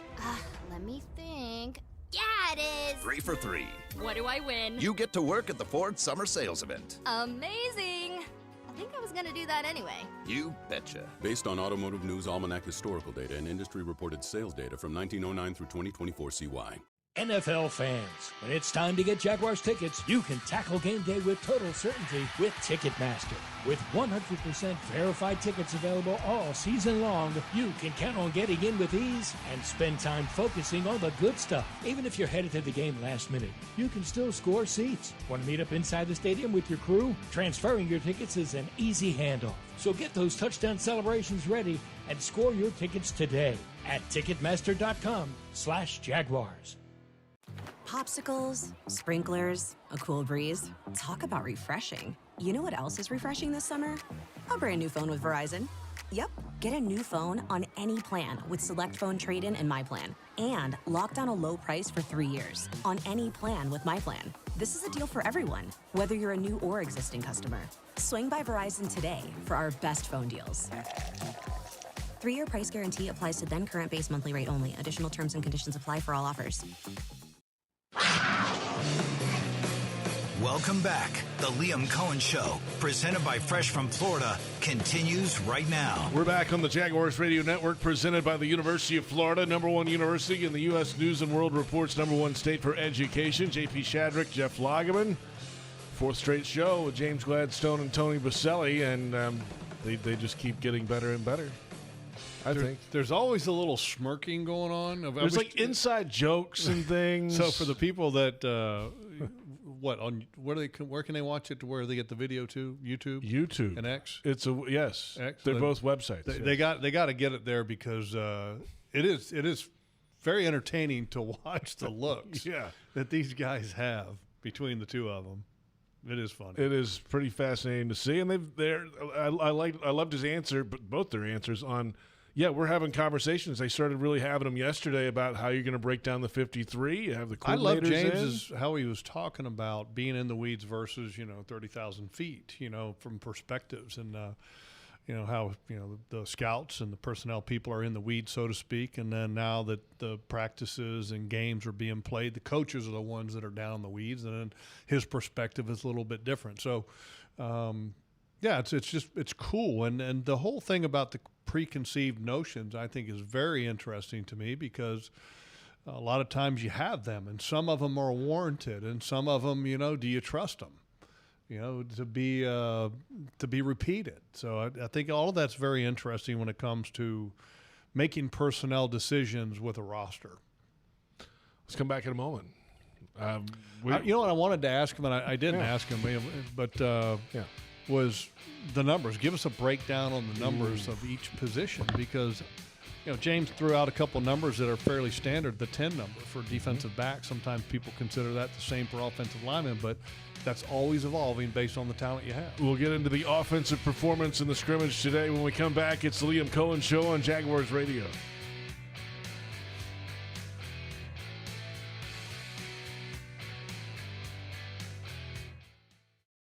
Floridians, do you know how close you are to freshness? It's not a plane or a ship ride away. It's not across an ocean or over the equator. It's not even a far drive. The peak of freshness is at your grocery store, and it's called Fresh from Florida.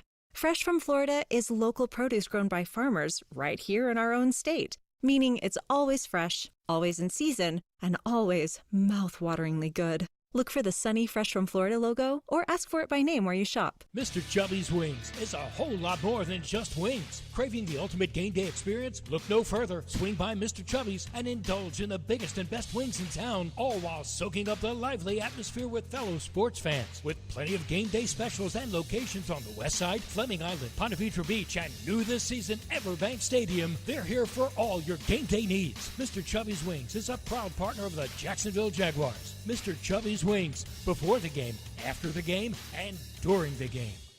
Are you ready to love how you feel, look, and live in every season?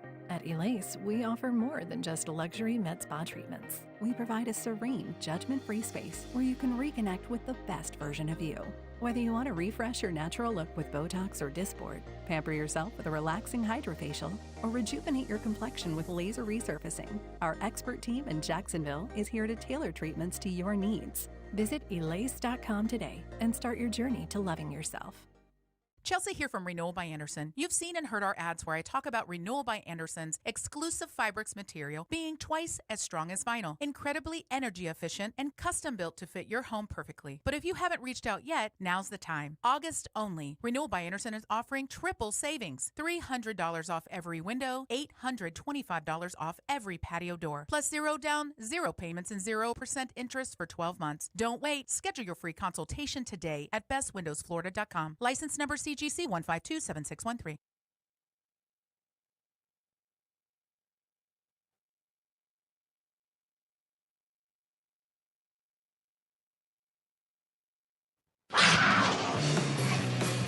Welcome back. The Liam Coen Show, presented by Fresh from Florida, continues right now. Jaguars football is officially back, and be there as number 2 overall draft pick Travis Hunter, the quarterback Trevor Lawrence, and the entire Jaguars squad take the field for the first time in 2025 when the Jags take on the Panthers September 7th. Go to jaguars.com/tickets or call 904-633-2000. 1 o'clock kickoff time. JP Shadrick, Jeff Lageman, Liam Coen Show continues. We'll have the head coach in week 1 of going into that Panthers game right after the turn of the calendar into September.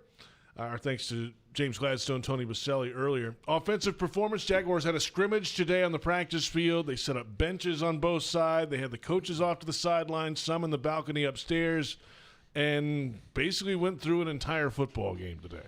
Yeah, I thought it was a great exercise. When you got a new coaching staff and new coordinators, it's a great exercise in the mechanics. I think is also, when we had Mark Duffner on earlier, the former Jaguars linebackers coach, we talked about the mechanics of lining up to get ready to play. Well, there's also mechanics that exist for coaches to make a play call. Getting the personnel grouping from somebody that's high in the sky in the booth, right? So that he can give you a personnel grouping so you, as a defensive coordinator play caller, can get a personnel grouping, observe the down and distance, and then put your defense in the best position possible. So that process needs to be better for the Jaguars. And then also the assimilation of the information on the field needs to be better from the player standpoint so that the performance can be better. You have a better chance of success when you get lined up, cleats in the ground, so to speak. It's been one of those weeks. Finding the cleats in the ground, the alignments and assignments and such. And so that's what I loved about today. It was a great opportunity to practice some more of those mechanics, the things that you struggled with in preseason game number 1 against Pittsburgh. And Pittsburgh ran kind of a tempo offense, but it was sometimes a little different in that they would huddle, but then break the huddle and then hurry to the line. So sometimes it was truly no huddle. Sometimes it was just breaking the huddle and getting to the line fast. And so it's kind of 2 different situations, but you got to be able to deal with all of them. Let's come back, plenty more ahead on the Liam Coen Show on the Jaguars Radio Network.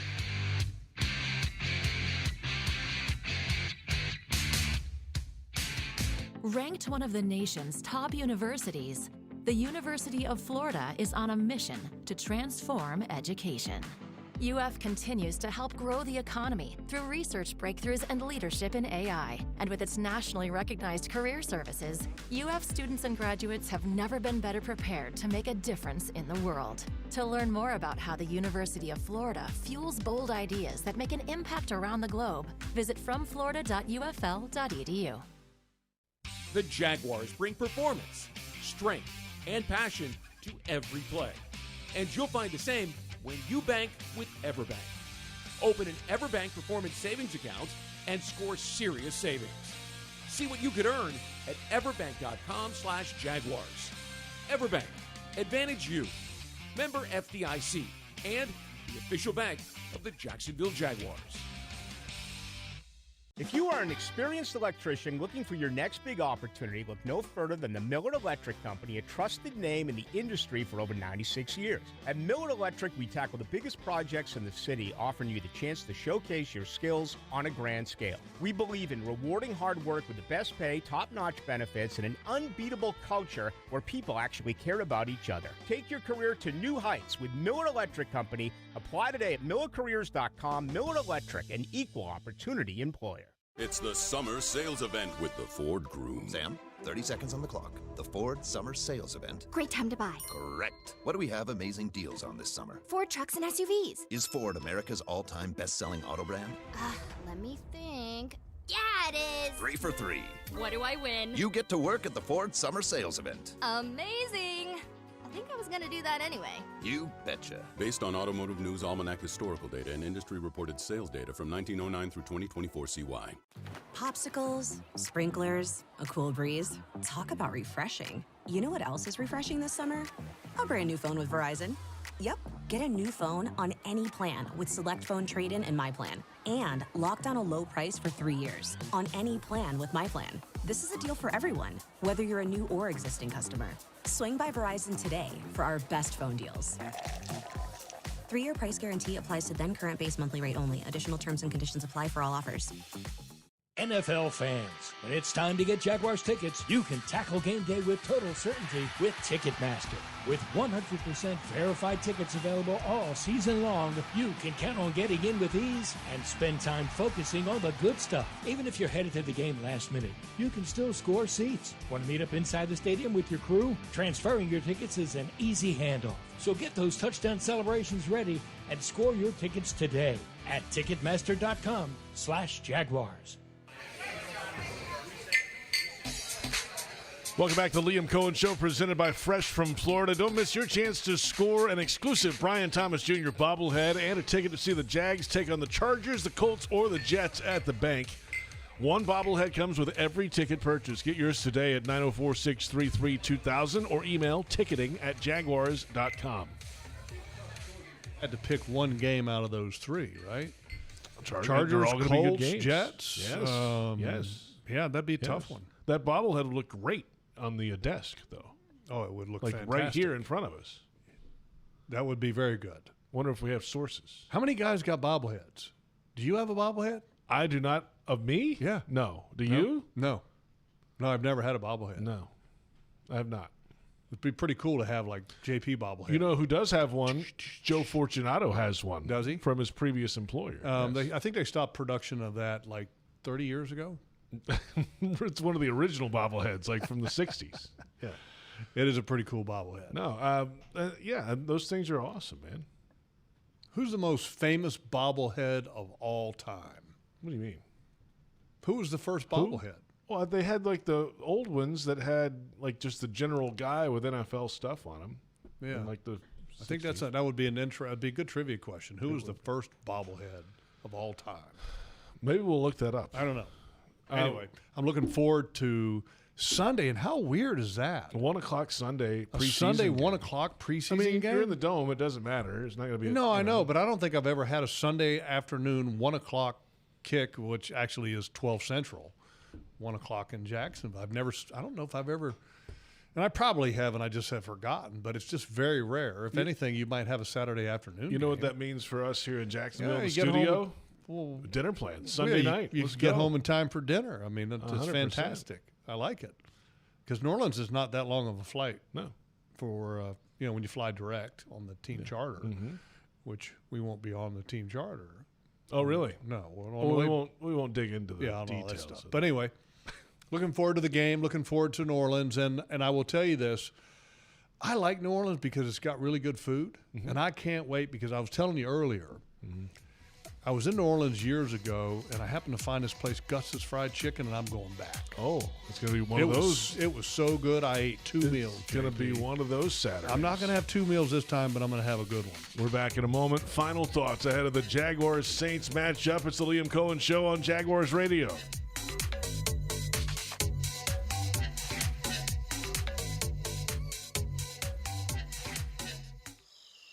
Can you imagine rising for work before the crack of dawn? Tending to hundreds of acres of land before dusk? Well, that's what happens on 47,000 Florida farms every day. Florida's farmers work hard to grow nutritious food for you and your family. And you can help support them by enjoying delicious Fresh from Florida produce. Look for the sunny Fresh from Florida logo where you shop, or visit freshfromflorida.com to learn more. Mr. Chubby's Wings is a whole lot more than just wings. Craving the ultimate game day experience? Look no further. Swing by Mr. Chubby's and indulge in the biggest and best wings in town, all while soaking up the lively atmosphere with fellow sports fans. With plenty of game day specials and locations on the West Side, Fleming Island, Ponte Vedra Beach, and new this season, Everbank Stadium, they're here for all your game day needs. Mr. Chubby's Wings is a proud partner of the Jacksonville Jaguars. Mr. Chubby's Wings, before the game, after the game, and during the game. When disaster strikes, trust the experts at Surf Pro. As a proud partner of the Jacksonville Jaguars, they bring the same dedication and precision to restoring your property as the Jaguars do on the field. Whether it's water, fire, or storm damage, their highly trained professionals are on call 24/7 to make it like it never even happened. Surf Pro, your local leader in restoration and cleanup. What's here is a place that generations have trusted to help their kids grow up healthy and strong. What's here are caregivers with knowledge and expertise rivaling any children's hospital in the world. What's here is the only Level 1 pediatric trauma center in our region. What's here is Wolfson Children's Hospital, with the technology, research, and dedication to save and change countless young lives. Wolfson Children's, always here. Visit wolfsonchildrens.com. To everyone who craves a fresh meal made just for you, let our team member Jacob share what's special about Culver's. In Wisconsin, our food comes from the heart, and taking the time to handcraft your meal with care is how we've always done it at Culver's. It's why your Butterburger doesn't touch the grill until after you order. Come to Culver's and let us serve you a Butterburger made special just for you. From Wisconsin with love, welcome to Delicious.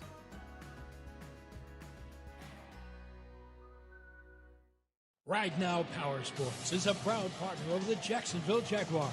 Jaguars football fires up your Sundays, and a Yamaha boat or wave runner brings on-the-water thrills to get you through the other 6 days of the week. Check out the extensive Yamaha watercraft selection that must go at the Right Now Power Sports Beach Boulevard and Jacksonville locations. Their prices will not be beat. You and the Jaguars can both win this season. Just mention Jaguars at the time of your purchase. Online at ridenow.com.